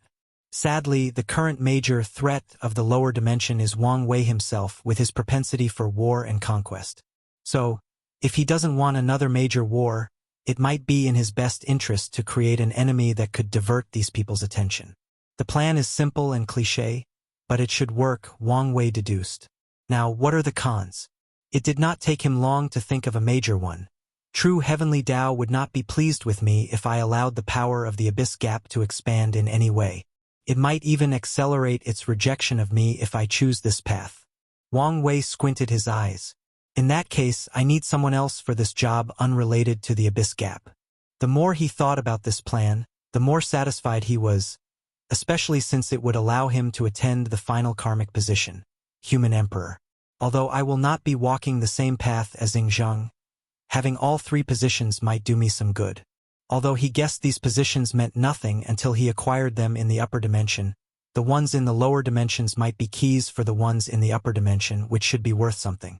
Additionally, I can use this opportunity to create an official backstory for the Hell Court. Yes, the first-generation Hell Lord was a survivor of this war who hated me with a passion, so he dedicated his life to ending everything I've accomplished. His plan would kill many birds with one stone, so he proceeded with it.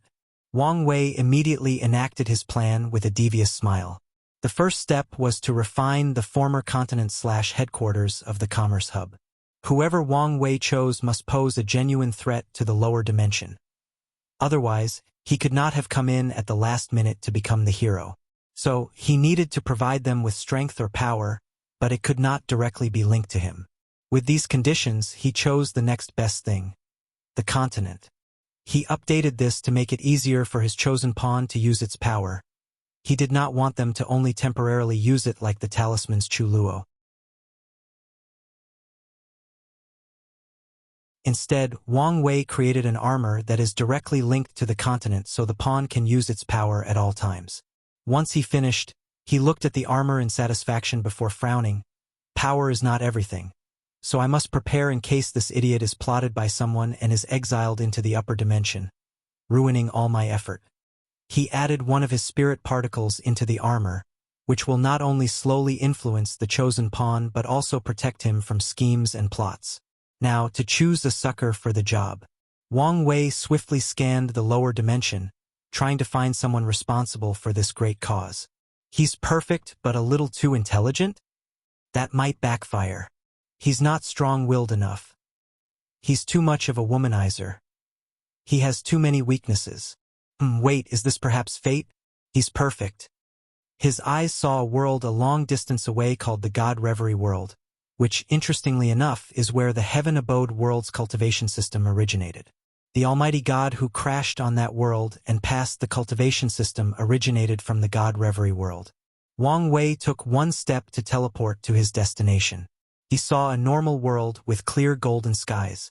The aura of the entire world was calm, peaceful, and holy.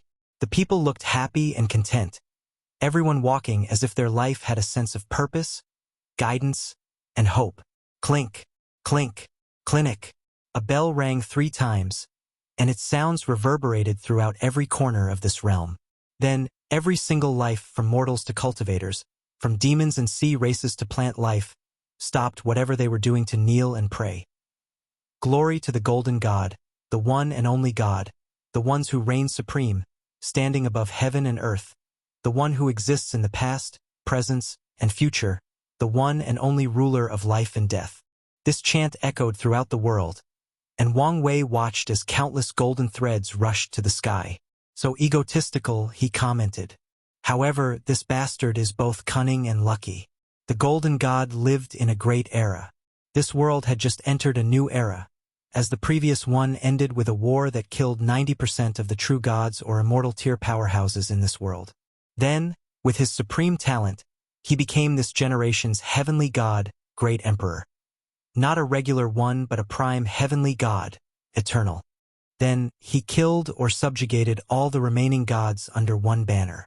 However, this was not what made him interesting and worthy of Wang Wei's attention. Wang Wei noticed a small golden insect inside every citizen's soul. Faith parasitic insect. As long as he plants it in someone, they will turn into his most devoted worshippers, providing him with faith. On top of everything else, he can also use their brain process power through the insect. In other words, the Golden God can use incense and powerful brain power to cultivate. His cultivation speed should reach the same level as 36 of my future Buddha self. Wang Wei's eyes saw through this world community's lower realm. He already has his eyes on the lower realm. If he can conquer this world community, his strength and cultivation speed will reach another level. Wang Wei's eyes lit up. This man was already ambitious, meaning he wouldn't have to do much to convince or influence him to set his sights on the entire endless void. He will set his fangs on everyone else as long as he has the power.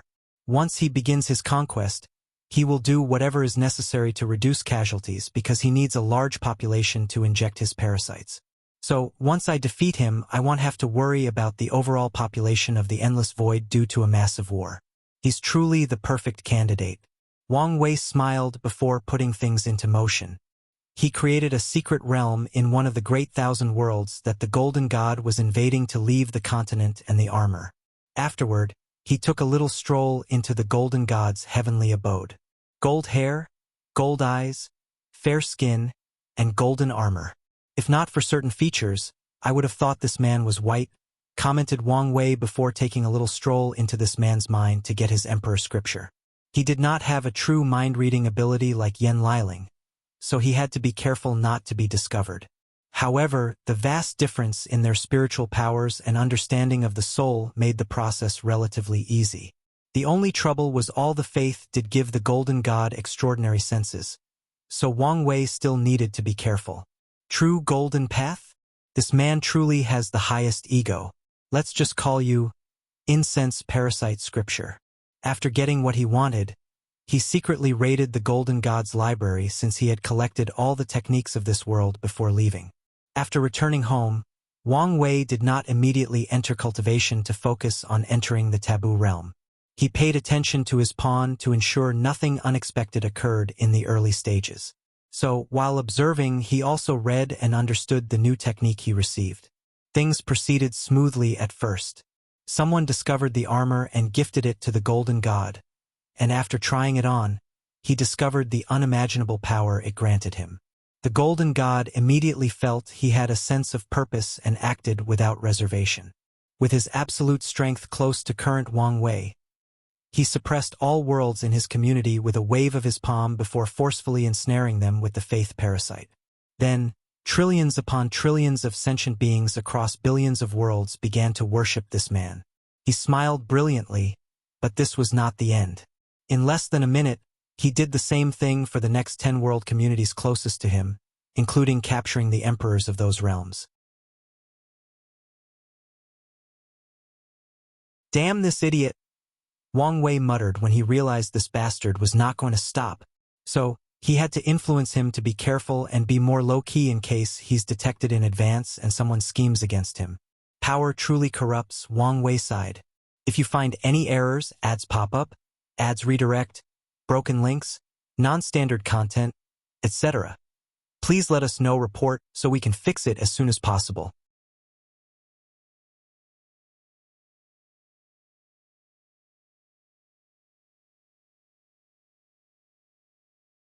Chapter 1131. It can't be.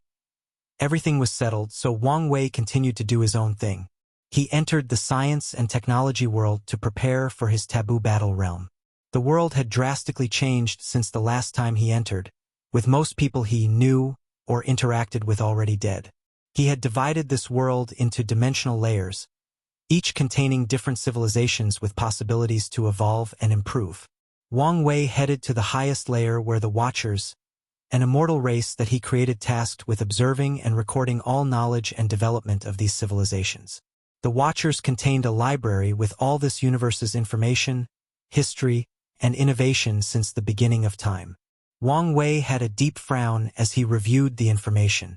He started with the development of Earth, and he was not happy with the result. In many layers, different types of humans eventually become the dominant species. Although statistically, Homo sapiens are more likely to be the final victor, it was not always the case. Then, these species would evolve until they took the stars, spread to the universe, created quantum technology to explore other dimensional layers, and started their path of confronting higher dimensional civilizations. Wang Wei was more than happy with how science and technology developed. His dissatisfaction was with how the other aspect of society evolved. Things like arts, religions, philosophies, and culture were extremely monotonous compared to Earth in the prehistoric world. In fact, how these Earths evolved was so similar in that area that it was uncanny.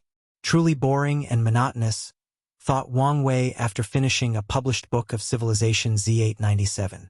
One of his objectives in creating these worlds was to inspire him, and none of these civilizations did. And it was not just the ones that evolved from Earth, but also the ones that developed from other planets in the universe. However, this proves that Earth's vibrant cultural meltpot is actually unique since all these civilizations developed in such a linear and straightforward way, concluded Wang Wei before sighing. This world was a failure, meaning he'll have to start over, he thought. The good news is that it seems that the quantum realm was perfected because of these rounds of development. After analyzing all the changes in this world and their study of the quantum realm, Wang Wei learned many things, and the most important is that the quantum realm is indeed another version of the chaos universe. It embodies Grand Tao and all its modules like the River of Fate, River of Time, etc. That's good news for me and all, but I've essentially created an entity whose essence is on par with Grand Tao. What can I do if it turns on me? Wang Wei thought. The only reassurance he has is that if something happens to him, Hongjun's protection of this world will collapse, and that Quantum will face Grand Tao directly. The former has no chance of winning because although its essence is close to Grand Tao, its strengths are miles apart. Omicron M. Wang Wei sighed at the irony. He was playing God, and created one that even surpasses him. Forget it. Let's take things as they go. The Quantum will display behavior similar to Grand Tao, but it's even more indifferent as it does not interfere with the universe's development. It only cares about perfecting itself by absorbing the endless possibilities that each life represents. It did not even care if these creatures messed up with the quantum realm. Of course, Wang Wei knew it was because no life had reached the level of strength to do that yet. He once tasked the Watchers with spreading Old Man Nether's blood for certain worthy civilizations to study, so no life has yet reached or surpassed the Empyrean tier, and the same goes for technology. Wang Wei entered the quantum realm for cultivation. After years of analysis, he realized that two things were preventing him from entering the taboo realm: the limit of heaven and earth, or grand Tao, and the fact his body/foundation could not bear such a grand Tao boost stack, similar to how someone needs at least one root 9 extremity foundation to reach 7-fold strength. By training in this isolated world, I've already removed or reduced grand Tao's restrictions on me to the lowest level, thought Wang Wei. So, the next step is to increase my foundation. The Tao body is the representation or manifestation of a person's Tao foundation, and its fundamental essence is how much concept it contains.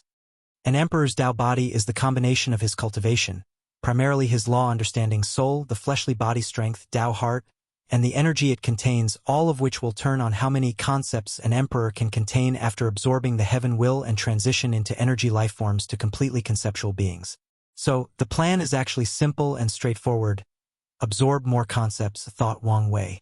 And if that plan works, it should be easier for me to elevate my Tao body to a higher level since my foundation is the 10 supremacy, meaning I already have a higher threshold of containing concepts. After the initial plan, Wang Wei no longer hesitated and tried this method. He absorbed the motes of lights from the quantum realm, incorporating more concepts into his body. Of course, he checked first to see if these fate concepts contained any hidden things. He was not too worried because he knew once he left this place, Grand Tao would detect if something was left inside his body and would not allow such intrusion into the chaos universe. It's working, thought Wang Wei as he could sense a new transformation in his body. He accelerated the speed at which he absorbed the concepts of fate, and with each passing moment, he could feel a slight change in his Tao body. The process of understanding the Grand Tao source also increases the concepts in his body. However, this process is as if the body was a bucket and someone added water. Meanwhile, upgrading the Tao body was like replacing the bucket with a large pool or vast ocean, allowing it to contain more water.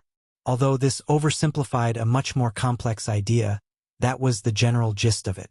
Let's stop for now, thought Wang Wei once he reached a certain threshold. He wanted to leave this place to have Grand Tao check his body before proceeding any further. So, he teleported out of this world with a single thought. Wang Wei grunted as soon as he stepped into his court. A terrifying pain coursed through every part of his body. Then, he watched as a gray aura or energy released from his body, as if he were a deflated balloon. The fate concepts I just accepted? Was something really wrong with them? He focused his mind despite the pain to sense and analyze whatever was happening to him. His brow furrowed. It can't be. Once the pain ended and the process ended, Wang Wei immediately entered the science and technology world once again. He immediately created a second world and used time acceleration to have it grow. He modeled this new world's quantum realm after the original one but ensured that it was smaller and weaker and did not create any kind of will of its own. It was a simple computer program with no ability to evolve or develop. The process took some time, but once it finished, Wang Wei then absorbed the fate concepts for a second to improve his Tao body before once again returning to the myriad emperor world. But the same thing happened to him. He smiled wryly. There is nothing wrong with the original quantum realm. Grand Tao simply won't accept me using this path to achieve taboo realm. He asked himself why there were no actions after he used the scientific and technological world to achieve 10 supremacy. Well, he was wrong. Something did happen and he just did not know. The S&T world's value has greatly reduced, Wang Wei thought with gritted teeth. He wanted to use his foul language skills to give that bastard Grand Tao a verbal beating. Calm down, calm down. There is no need to antagonize a nigh-omniscient entity just for a moment of anger. The world is still extremely valuable for other things. Typically, Grand Tao would not care if an ant called its name, no matter how vile the things said are. However, Wang Wei guessed the latter was not on good terms with the future version of himself, and such an act might be enough for him to act out of pettiness and make his life more miserable. His life was, or should say, will already be difficult, so he did not need a petty god making it even harder. Wang Wei exhaled to calm down. Now, my only choice is the dark truth.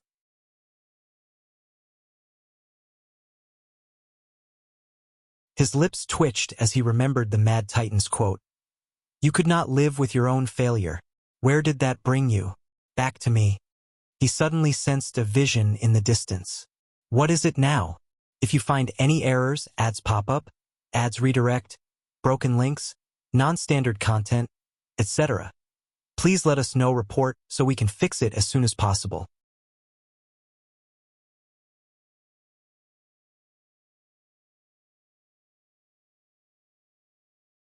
Chapter 1132 Path of Skill. Wang Wei's eyes floated to the southern continent, directly on the origin Pildao sect. The vision originated from there, and more importantly, he saw the entire sect was on high alert as all their formation was activated. Wang Wei squinted before continuing to observe. A few minutes later, the sky above the myriad emperor world changed as someone or something materialized. The eye of true heavenly Tao. The eye ignored everybody as it focused on the origin Pildao sect for a few minutes. Then, it did something that shocked many people. It released a heaven will to someone. A figure soon floated from the origin Pildao sect and sat cross-legged in the void as they absorbed the heaven will. Lu Chang thought Wang Wei with focused eyes. He did not say a word or intervene in any way possible. He just observed. Lu Chang's aura rapidly increased, but to everyone's surprise, except Wang Wei and a few, it stopped when he was around 16% Grand Tao Source. People immediately thought the first non-eternal would be born in this era. While most were sad about this news, others felt relieved as this generation had slowly become an anomaly. Many cultivators felt this generation had raised the standard too high, which would affect the legacy of future emperors and heavenly emperors. However, the few wise individuals quickly took notice of something. The eye was still there. As expected, golden merit descended from the heavens to enter Lu Cheng's body. Without a doubt, his cultivation rose to 20% Grand Tao, and he condensed his first golden lotus behind him. Then, while his body was still enveloped by the golden hue from the merit, he soon condensed the second flower, signaling he had cast his Tao will. All eyes were on him to watch for the third and final flower.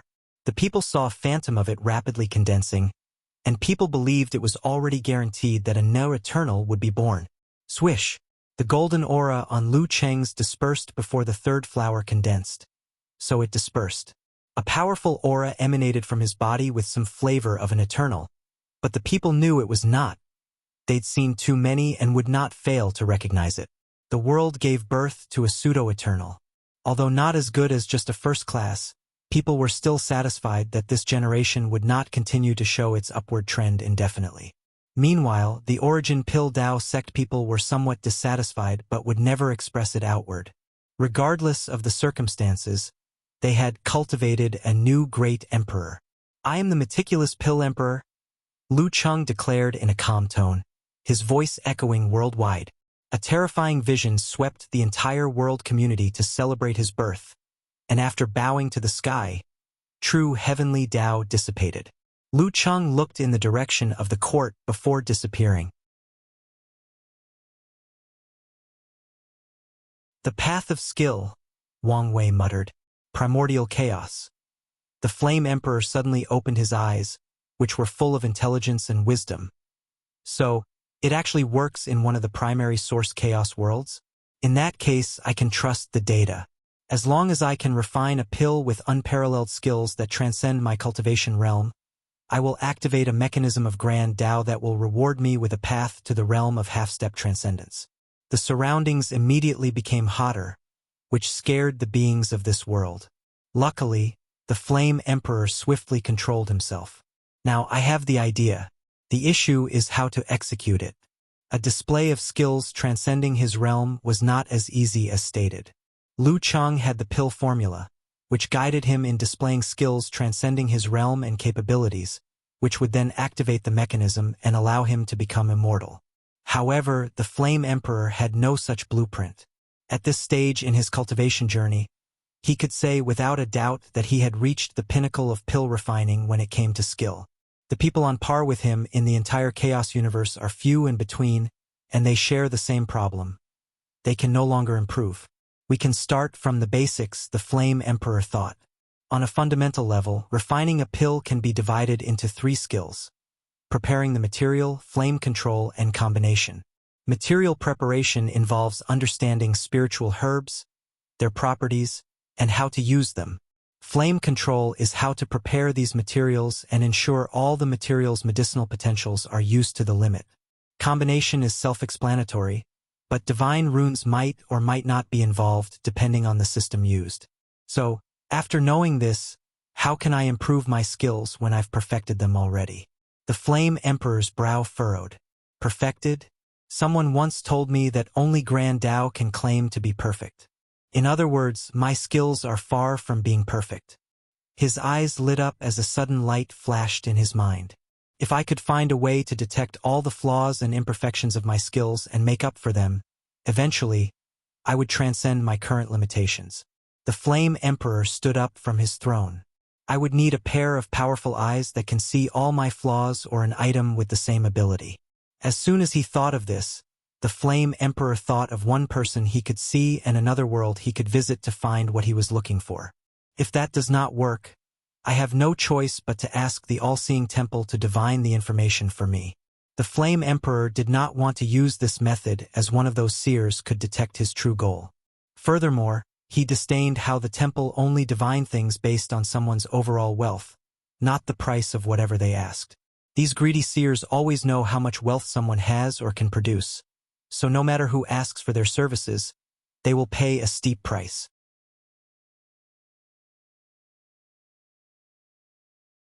"Am more inclined to summon a pill meeting instead," grunted the Flame Emperor.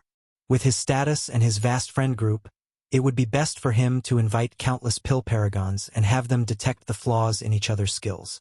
However, such a meeting will mostly devolve into fighting over whose skills are better unless he could invite the venerable pill sage, the man who holds the position of the pill Tao position.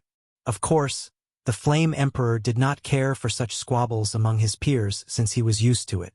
The only downfall of this method is that it will prolong the process of this project. The real reason he did not want to use it is because he went through all this trouble to find a path to transcendence and would not share it with anyone. A flame enveloped the Emperor, and he disappeared. His experiment was successful, so there was no point in staying here anymore, especially since he had plenty of work to do. With the transcendent path open to him, the Flame Emperor traveled to primordial chaos to fulfill his ambitions, not caring how the people of that world celebrated that they were finally free under the tyranny of that monster. Myriad Emperor World. Wang Wei was deep in thought after watching Lu Chang proving the Tao.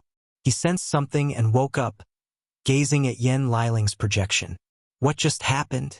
She watched everything but was still confused about how Lu Chang proved the Tao.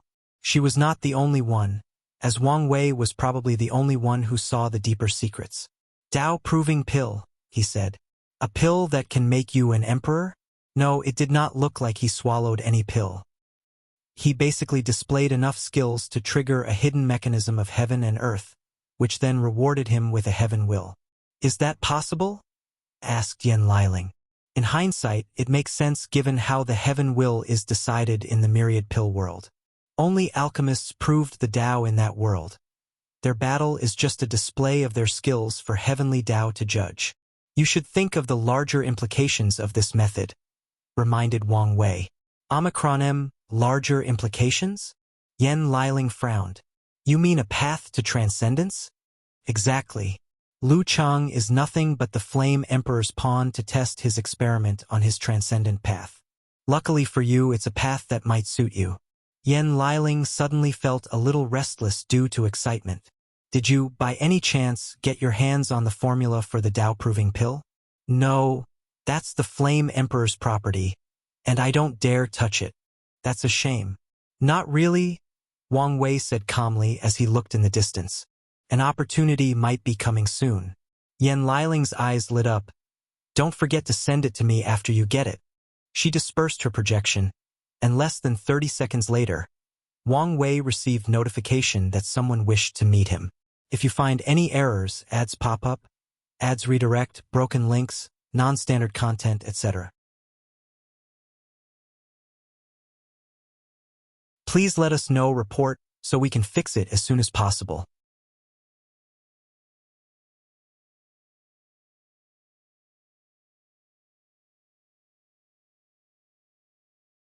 Chapter 1133 True Love. Wang Wei's brow furrowed as he looked at his guest. He waved his hand to prevent the latter from bowing. Do you want me to call you master or sect master? I wouldn't dare, Yi Lao quickly said. No matter the circumstances, you were once my master and treated me well. So, if you want, I can give you the honor, status, and wealth worthy of that title. Yi Lao paused briefly. I appreciate your kindness and broad-mindedness, but I will decline. Can I ask why? I don't think I can bear the karma of being your master, Yi Lao replied seriously. That's fair. Wang Wei nodded, deciding to stop pursuing the subject. So, why are you here? I'm here to bring my foolish disciples greetings and gratitude. Why didn't he come himself?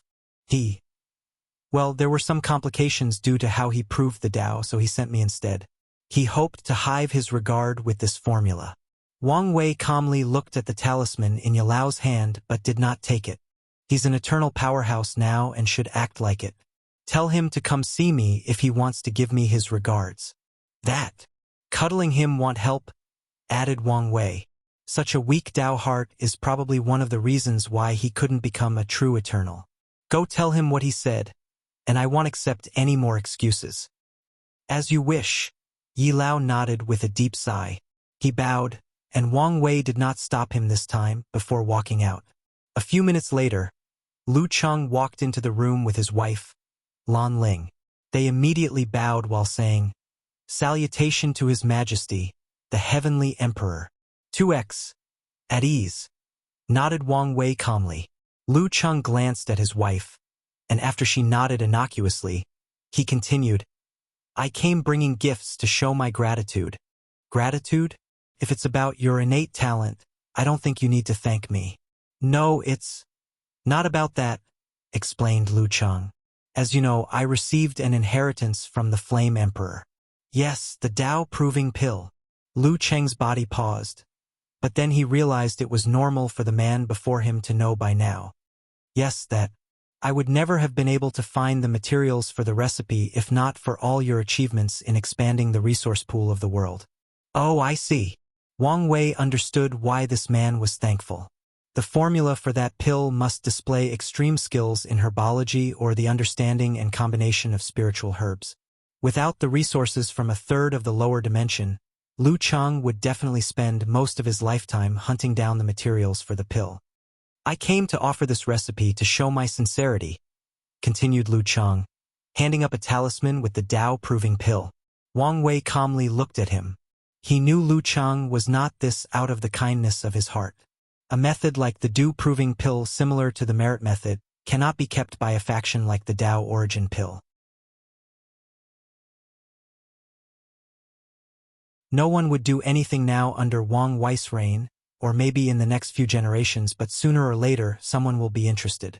Although the origin pill Tao sect had just cultivated its sixth emperor, it was a pill-refining sect not known for its strength. So, the best action was to hand it over to the Tao opening sect for their protection.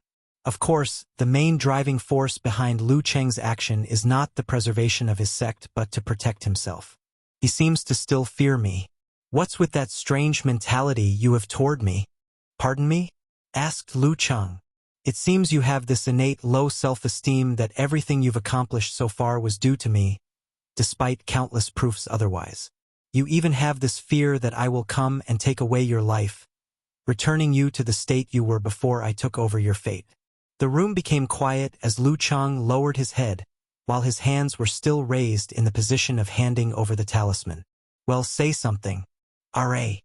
Rationally, I know you have nothing to do with my success. However, internally I cannot help it. The Flame Emperor gave you his inheritance. Not me. Shouldn't that tell you something? That tells me that I was a pawn that was easier to manipulate. I guess you're not as stupid as you look, Wang Wei declared. However, in this vast universe, everyone is a pawn of someone else, and that goes for me as well. Lu Cheng was shocked by these words and did not know how to process such a piece of information. His body even instinctively stood straight. Tell me, do you think your senior sister would abandon you to get with someone better? Let's say me? Of course not, Lu Chun replied without hesitation. Really?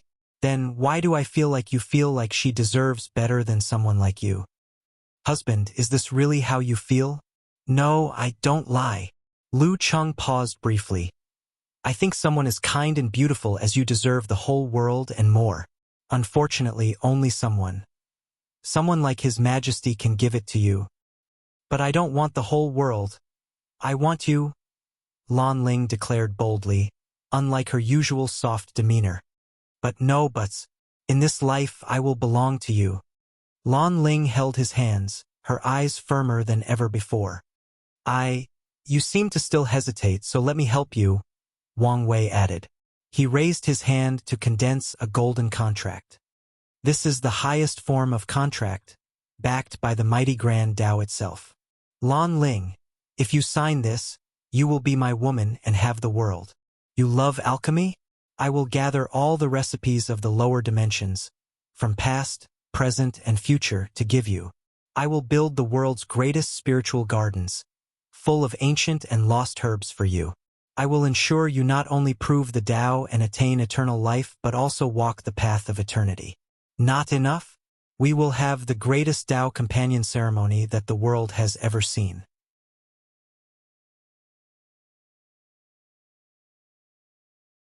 Emperors and great beings from all over the lower dimension will come to attend. I will summon the sages and wise men across space-time to eulogize our harmonious ceremony. We will ride real phoenixes and dragons to arrive at our ceremony. I will have the sun and the moon sing praises of our union for 33 years straight, and their voices will echo throughout the void. Better yet, I will have sounds of the Grand Tao receiving us and all the attending guests. I will build you a palace that is so opulent that its very presence can raise the chi luck of any heaven will by 20%. A palace in which immortals can only serve as guards and servants. So, what say you? You only need to sign your name, and I'll have no choice but to keep my word. I refuse. Lan Ling did not hesitate a single bit, which shocked Lu Cheng. He was a man, but even he was momentarily tempted. He did not think any woman would reject such an offer so easily. Omicronum, I don't think you need more proof of her love? I don't. If he had any more hesitation after this, Lu Cheng believed he would be the greatest fool in this world. Good. You have a great woman that any man would die for. Don't live your life in my shadow and make her regret choosing you, advised Wang Wei. I want. Wang Wei nodded before waving his hand, and the talisman flew from Lu Cheng's arm. Your gift is too precious, so I won't take it in vain. A black and white crystal materialized before him. This crystal contained enough yin-yang energy to elevate your yin-yang love flower to Emperor tier. More importantly, it's tailored specifically to increase Lan Ling's probability of reaching the same level of strength as you. An Emperor tier yin-yang love flower would allow Lan Ling to prove the Tao, but it did not guarantee she would reach the same level as Lu Cheng. And according to its restrictions, she could not become more powerful than him. Thank you, said Lu Cheng, and he immediately absorbed it, without a hint of hesitation. Their love was genuine, so they condensed the yin-yang love flower, but it would be another battle to cultivate it for Emperor tier. This could take too long, and he was worried about his senior sister's longevity and safety. I will also give you some merit points to use, added Wang Wei. Isn't that a little too much? Lu Cheng asked. No, it's fair, given the value of the formula, Wang Wei explained. On top of everything else, the Tao opening sect will guarantee your sect's safety and right to continue using this method. Thank you, Your Majesty. No problem. Do you have any plans for the future? Lu Cheng hesitated briefly. I will ascend as soon as I've dealt with a few things here. So soon?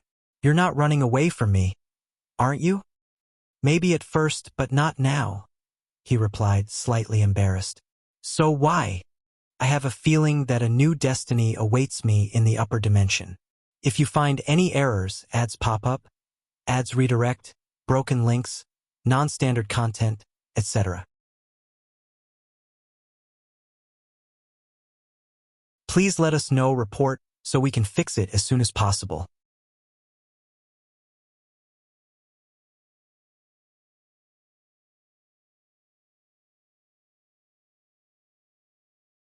Chapter 1134 The Situation. A new destiny, huh?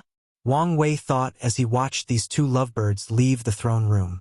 He did not know what fate awaited these two in the upper dimension, but as someone from the same place, he did his duty by warning them of the current political landscape and chaos. He used his divine sense to check the Tao-proving pill formula.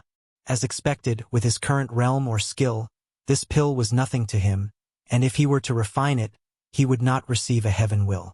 Instead, he would create a decent pill that concentrated the essence, qi, and spirit of the body to accelerate cultivation speed by a small margin. However, if any mortals were to refine this pill, then it would be as if they had successfully created an emperor-tier pill, just like Yen Liling created a Tao pill. He truly underestimated himself, Wang Wei thought. The fact that Lu Cheng successfully refined this pill is a testament to his alchemy talent. Besides Yen Liling, no one in the myriad emperor world could refine this pill. And if Wang Wei expanded the pool of talents, less than 5 people in the lower dimension had the talent to pull it off. The pill formula was not too important for Wang Wei, so he focused on the idea behind it. Could the path of skill apply to any Tao? His divination would be useless for such a question, so he had to deduce with the information he has.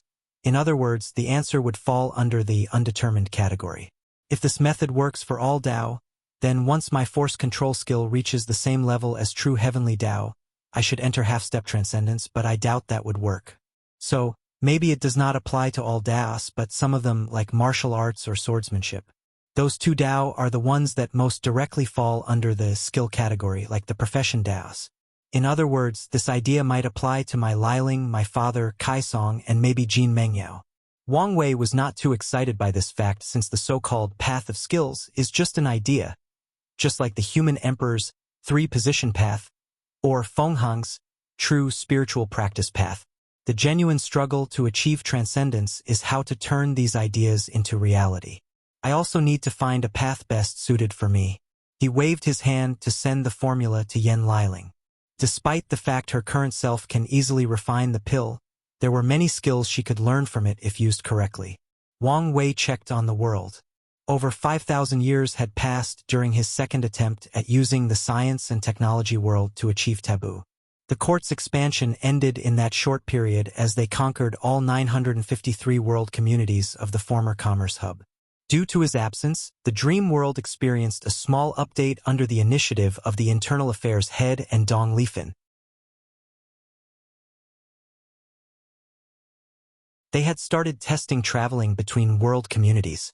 The War Room and the other Eternals were preparing for a counterattack against the former president and were only waiting for Wang Wei's retreat. So, Wang Wei sent the order without organizing a court meeting.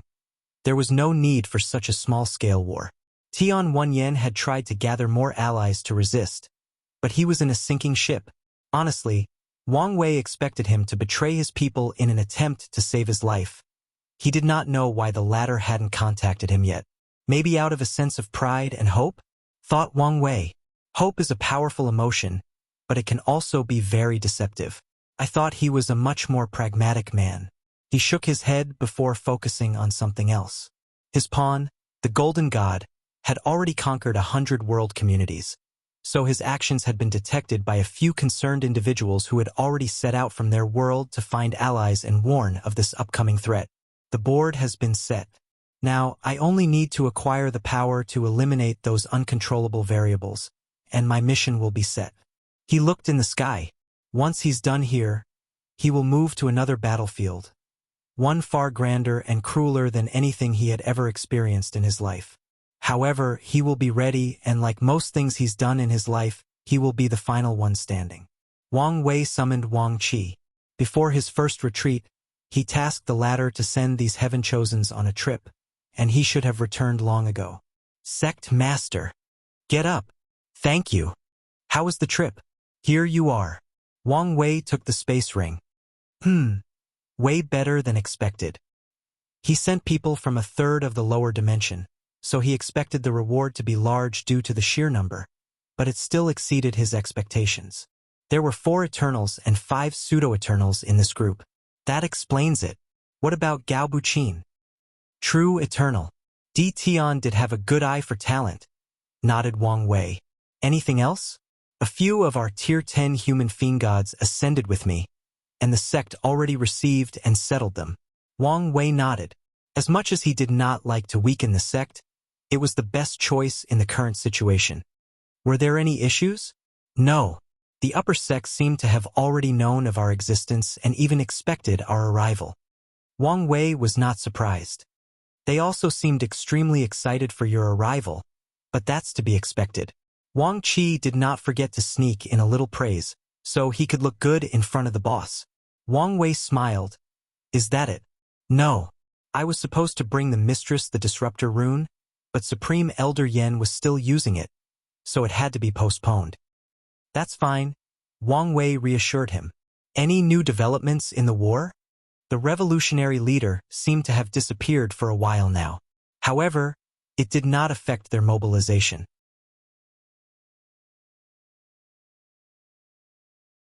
On the contrary, they've become more aggressive, especially since it's been a while since any of the moons have shown up. He disappeared.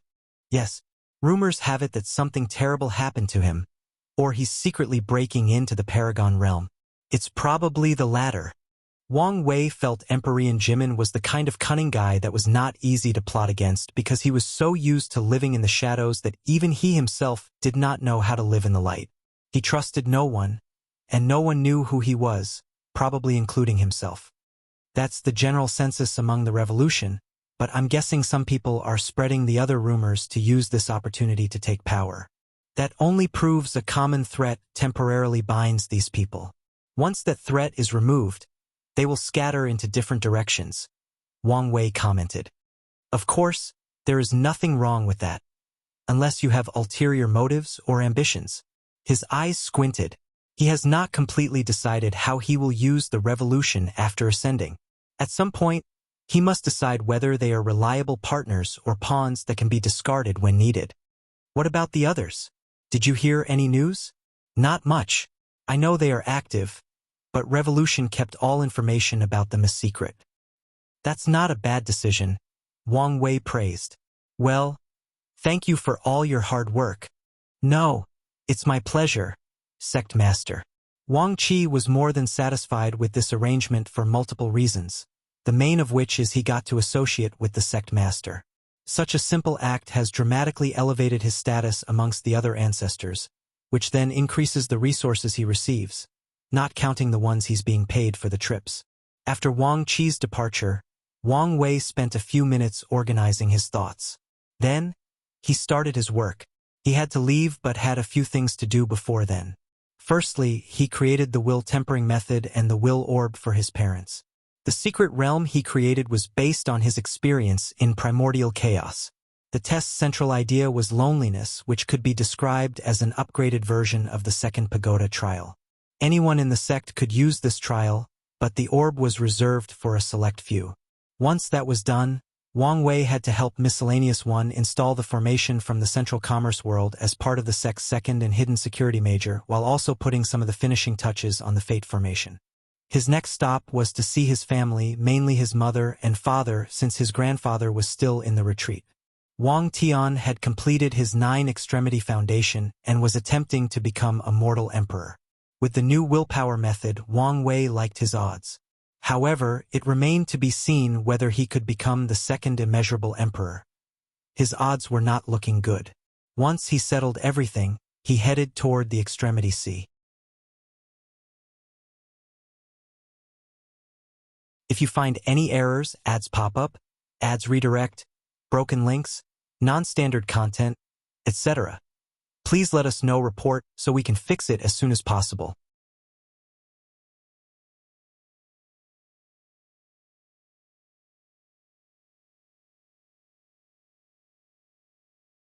Chapter 1135 Travel. After receiving the formula, Yen Liling entered a deep state of focus and analysis. She concluded the same thing as Wang Wei, but she also knew how to use this formula properly. So, without wasting much time, she entered the dream world for a pill simulation. For the first simulation, she successfully refined the pill using her current skills. For the second simulation, she restrained her dream body to the Quasi-Emperor realm and had her refine the pill. This attempt took a few trials and errors, but only because she was limited by her cultivation level, but she had the skill. After all, her ability reached another level after comprehending the alchemy Grand Tao source. Yen Liling was unsatisfied with this result, so she created a dream body that perfectly replicates her skills right before she proved the Tao. She was finally getting somewhere. As she watched her young self refine that pill, Yen Liling noticed many minute or subtle flaws in her techniques, many of which can improve her skills and cultivation levels after correcting them. Yen Liling felt a rush of satisfaction once that version of herself refined that pill, and her skills increased by a noticeable amount. So, the path of skill is viable, Yen Liling thought with a bright smile. After proving the Tao, she felt a great sense of emptiness inside of her. She had achieved everything she had wanted. Being praised by the world as a pill sage, proving the Tao, becoming immortal/eternal, and marrying a great husband. The only unsatisfactory part about her life was that she was stuck in the guardian world but did not regret her choice. So, Yen Liling has been feeling lost for a while. She took solace in cultivating and refining pills, but she felt directionlessness, like she was doing it just for the sake of doing it. But now, she felt her passion for pill refining reignited. She saw a new challenge in the path of pill refinement, which ignited her love for the art and her competing spirit. She wanted to challenge that mountain that has probably stopped countless pill paragons. It would be even better if I could be the first to do it. It was unfortunate that her competitor, the Flame Emperor, did not lose to her in talent and was leagues ahead. Let's not get too ambitious. The goal now is to attain the skills of a transcendent being. Yen Liling's eyes became brighter, her aura more peaceful and ethereal. Her state of mind had improved significantly. It's time that I visit the myriad pill world. A screen floated before her, and Yen Liling clicked on the embassy icon and thought the words, myriad pill world, in her mind. She clicked on sending a request and waited. Her actions created a small commotion as the myriad pill world's heavenly court received her request for travel. After all, she was the guardian of the Myriad Emperor world and, more importantly, the first on the Pill Emperor list. The staff swiftly noticed their heavenly emperors, who exited his retreat to hold a meeting. 10 minutes later, Yen Liling received notification of her approval and left the dream world. A blue flame materialized before her in the shape of a curvy body, and a few minutes later, it condensed into a clone. This should do, she muttered before contacting her big brother to ask for a talisman. Once she received it, she used the dream world to teleport the clone to her destination. The first thing Yen Liling noticed after opening her eyes was a long red carpet with soldiers wearing gold armor on both sides. Her gaze immediately noticed a few towering statues. 2 on the right side with the title of Pill Saints, engraved on their plaque, and 14 on the left with the Pill Monarch title. She slowly walked to the end of the red carpet, where this world's heavenly emperor and other court members received her with a bright smile. I apologize that I could only come with a clone. We understand your situation, so there is no need, replied the Diligence Pill Emperor. Yen Liling observed this eternal emperor. Nothing extraordinary, old, with long white hair and a beard that reached his waist, regular black clothes, and an aroma of medicine just like most alchemists. His eyes were bright, and his aura could be described as steadfast. Despite how ordinary and boring this man looked, Yen Liling knew he was actually quite an interesting character. The Diligence Pill Emperor, also called Cui Guoliang, originated from 2 eras of the Myriad Pill world. At a young age, he learned of the existence of the 9 Extremity Foundation and wanted to achieve it. However, all indications showed him he did not have the talent for it, so he opted for an alternative method through pills. After honing his skills to the pinnacle of his generation, He refined a mortal-grade Dao forging pill with the slightest intelligence/spirit before sending it through reincarnation to experience the samsara baptism. The pill was instructed to remain a pill, so whatever form it was reincarnated into, it would absorb the flesh, blood, and spirit of its new owner to remain or revert to a pill. Meanwhile, Cui Guoliang sealed himself in bloodstones. After every reincarnation, he would wake up, track down the pill, and refine it again to ensure no issue before sending it into reincarnation. This generation was the 9th, and his plan succeeded through luck and great help from his factions. Cui Guoliang woke up and swallowed that pill. His plan did not work, but it also did not fail. The pill granted him the strength of 6 leaf while also washing away his karma, since his constant interruption of the process meant he had to start over. After that, he used his newly created samsara refining technique to prove to Heavenly Tao he was the best in this generation and became this world's great emperor. "I'm glad you are understanding," Yen Liling nodded. The two walked inside while taking part in small chatter. "I see that you haven't increased the number of recognized pill monarchs?" Yen Liling asked casually, but her words made many of these ministers embarrassed. Cui Guoliang sighed. "This topic has become an issue of contention, and these people insist that I be the one who makes a final decision. Pill monarchs or pill saints were not titles granted lightly. Not even an eternal emperor can change that. Pill monarchs are for alchemists who have refined an immortal pill while being mortals, and pill saints are for the ones who refine the Tao pill. In other words, this world had 16 individuals who did something that only Yen Liling did back home. I honestly do not see what's wrong with using my immortal runes to achieve the pill monarch position. Yes, it is easier than the other methods, but it's not something everybody can do." Yen Liling was not shy about sharing her opinion. This world had created 4 methods of refining immortal pills, but with harsh requirements for talents and skills, none were universal. Over the course of their history, only 14 people have succeeded, and the number would have been higher if not for the fact that these pill formulas were highly guarded secrets, which even led to the destruction of countless factions or lineages. This world's alchemist praised Yen Liling for her immortal runes creation, but they also debated whether the people who succeeded with her method were worthy of the title. "It's all about preserving traditions," added one of the ministers walking behind them. "Traditions, huh? That's not necessarily a good thing." "What are you implying?" "I'm not implying anything, just stating a fact," Yen Liling replied coolly. "Traditions is why you haven't uploaded your immortal methods to the dream world so that others can learn and improve based on it. Traditions are what restrict development. Traditions are why many people have predicted that in less than 10 generations, your world will lose its status as the place with the most developed pill Tao." These ministers' faces turned ugly. Such a fact was one of their sore spots, and they haven't been happy ever since someone released that statistic in the dream world. Most people denied this truth, but sadly, the data did not care for their feelings. Most worlds were entering a golden era of alchemy with the spread of the immortal runes, and it was only a matter of time before someone surpassed them. Yen Liling did not utter another word to these people. She knew why they were so stubborn. This world had one of the highest statuses during the commerce hub, which would use them primarily to turn most of its raw resources into things like pills.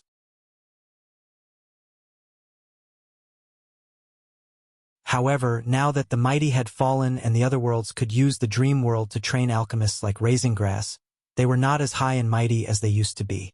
It hasn't been 50,000 years since the war ended, and these people have not adapted to the rapid changes of the endless void. If you find any errors, ads pop up, ads redirect, broken links, non-standard content, etc., please let us know. Report so we can fix it as soon as possible.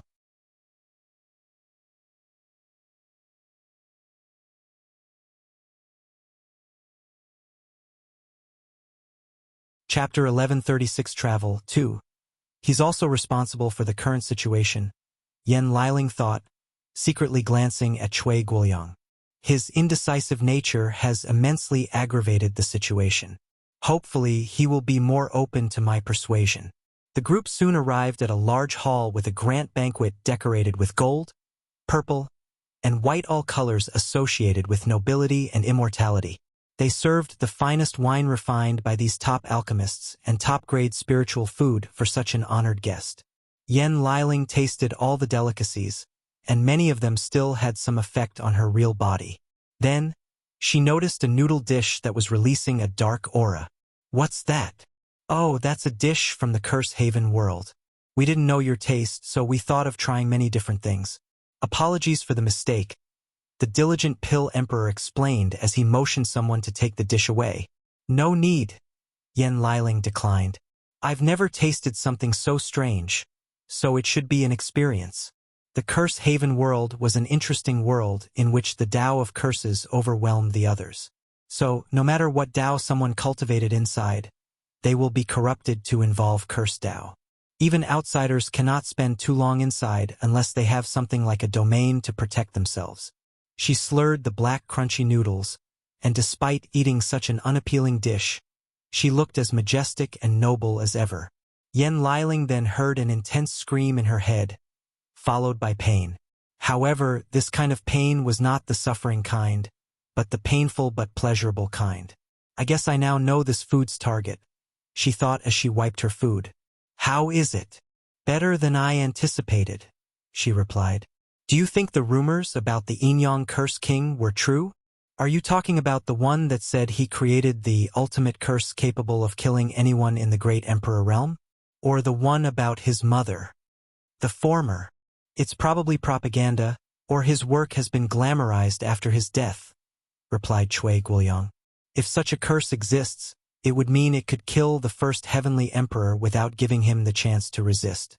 Cui Guoyang saw this man's strength from the dream world, so he would not believe such a thing existed. And if it did, it would be too scary. He would want such a curse to be eradicated from the annals of history. I feel the same, nodded Yen Liling. The Curse Haven world was an interesting world. Before what happened to the Nine Devil God world, it was one of the rare heavenward worlds that could give birth to more than one great emperor, which were then called Curse Kings.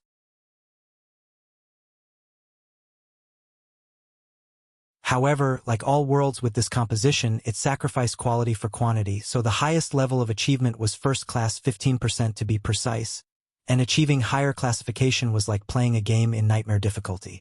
However, some people succeeded 3 to be exact, and they succeeded in the same generation.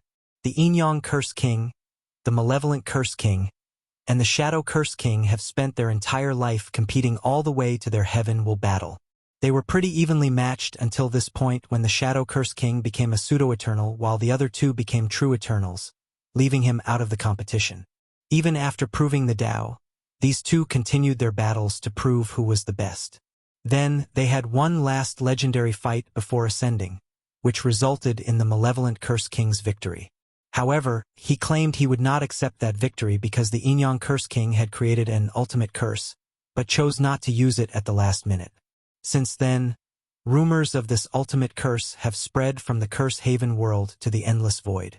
However, most people agree that it has been exaggerated due to the fierce reputation the world used to have. The banquet continued for a few hours, and Yen Liling enjoyed herself. She felt slightly cramped back home, so this outing was the perfect distraction. Now it was time for the official discussions. If you don't mind, I will be direct about my purpose. Please. Cui Guoyang was not fond of these political talks, where people spoke in circles, never stating what they wanted or meant. I have a few purposes for coming. Firstly, I'm here for a Tao preaching session with Your Excellency and many other talented alchemists of this world. They don't have to be only immortals, but people with genuine skills. I would be more than happy, Cui Guoyang replied immediately. He was currently ranked 3rd on the Pill Emperor list, and such a session might allow him to acquire the 2nd spot. For someone like him, wealth was meaningless, only honor and his pill refining skills mattered. This is my 2nd purpose, Yen Liling announced as she summoned the talisman. Previously, your world's establishment of the dream world was incomplete. This talisman should change that. Cui Guoyang hesitated while the ministers had varying reactions, mostly negative. After this world connected to the dream world, Su Shi's power was needed to set up the battle tower as she summoned imprints from across spacetime, so people could either learn their skills or compete with them. However, she's not Wang Wei, so she was limited on the amount of imprints she could condense unless she spent years on this job. More importantly, these alchemists protested immensely.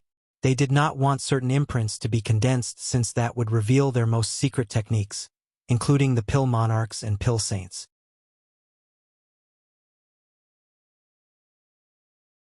The ordeal was about to turn into a complicated situation that Wang Wei needed to decide.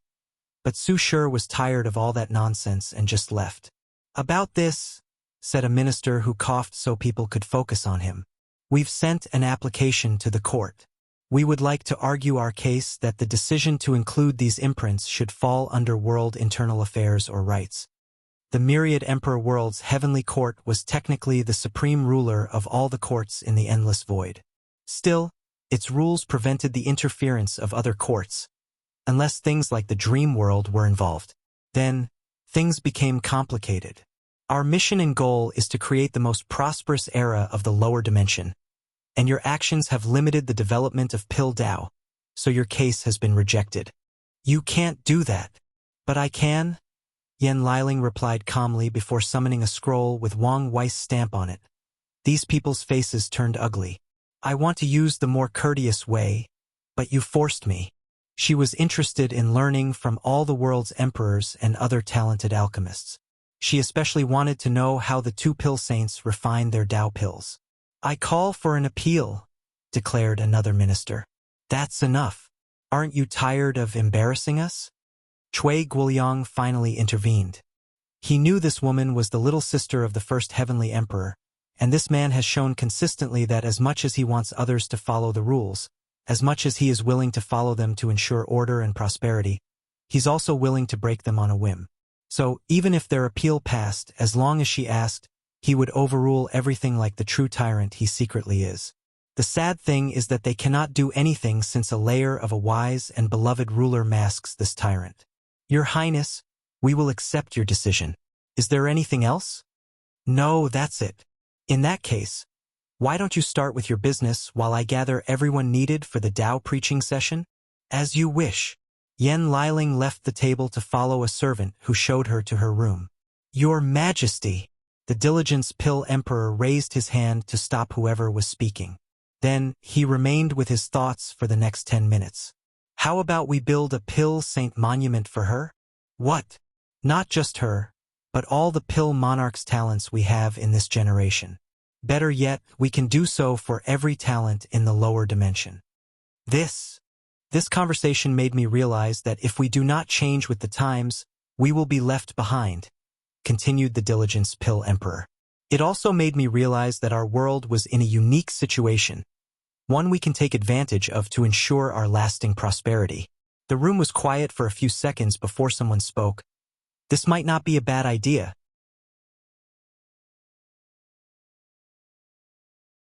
"If we can make these monuments and have their owner acknowledge it, it can increase our world's chi luck, just like any of the dream world's lists.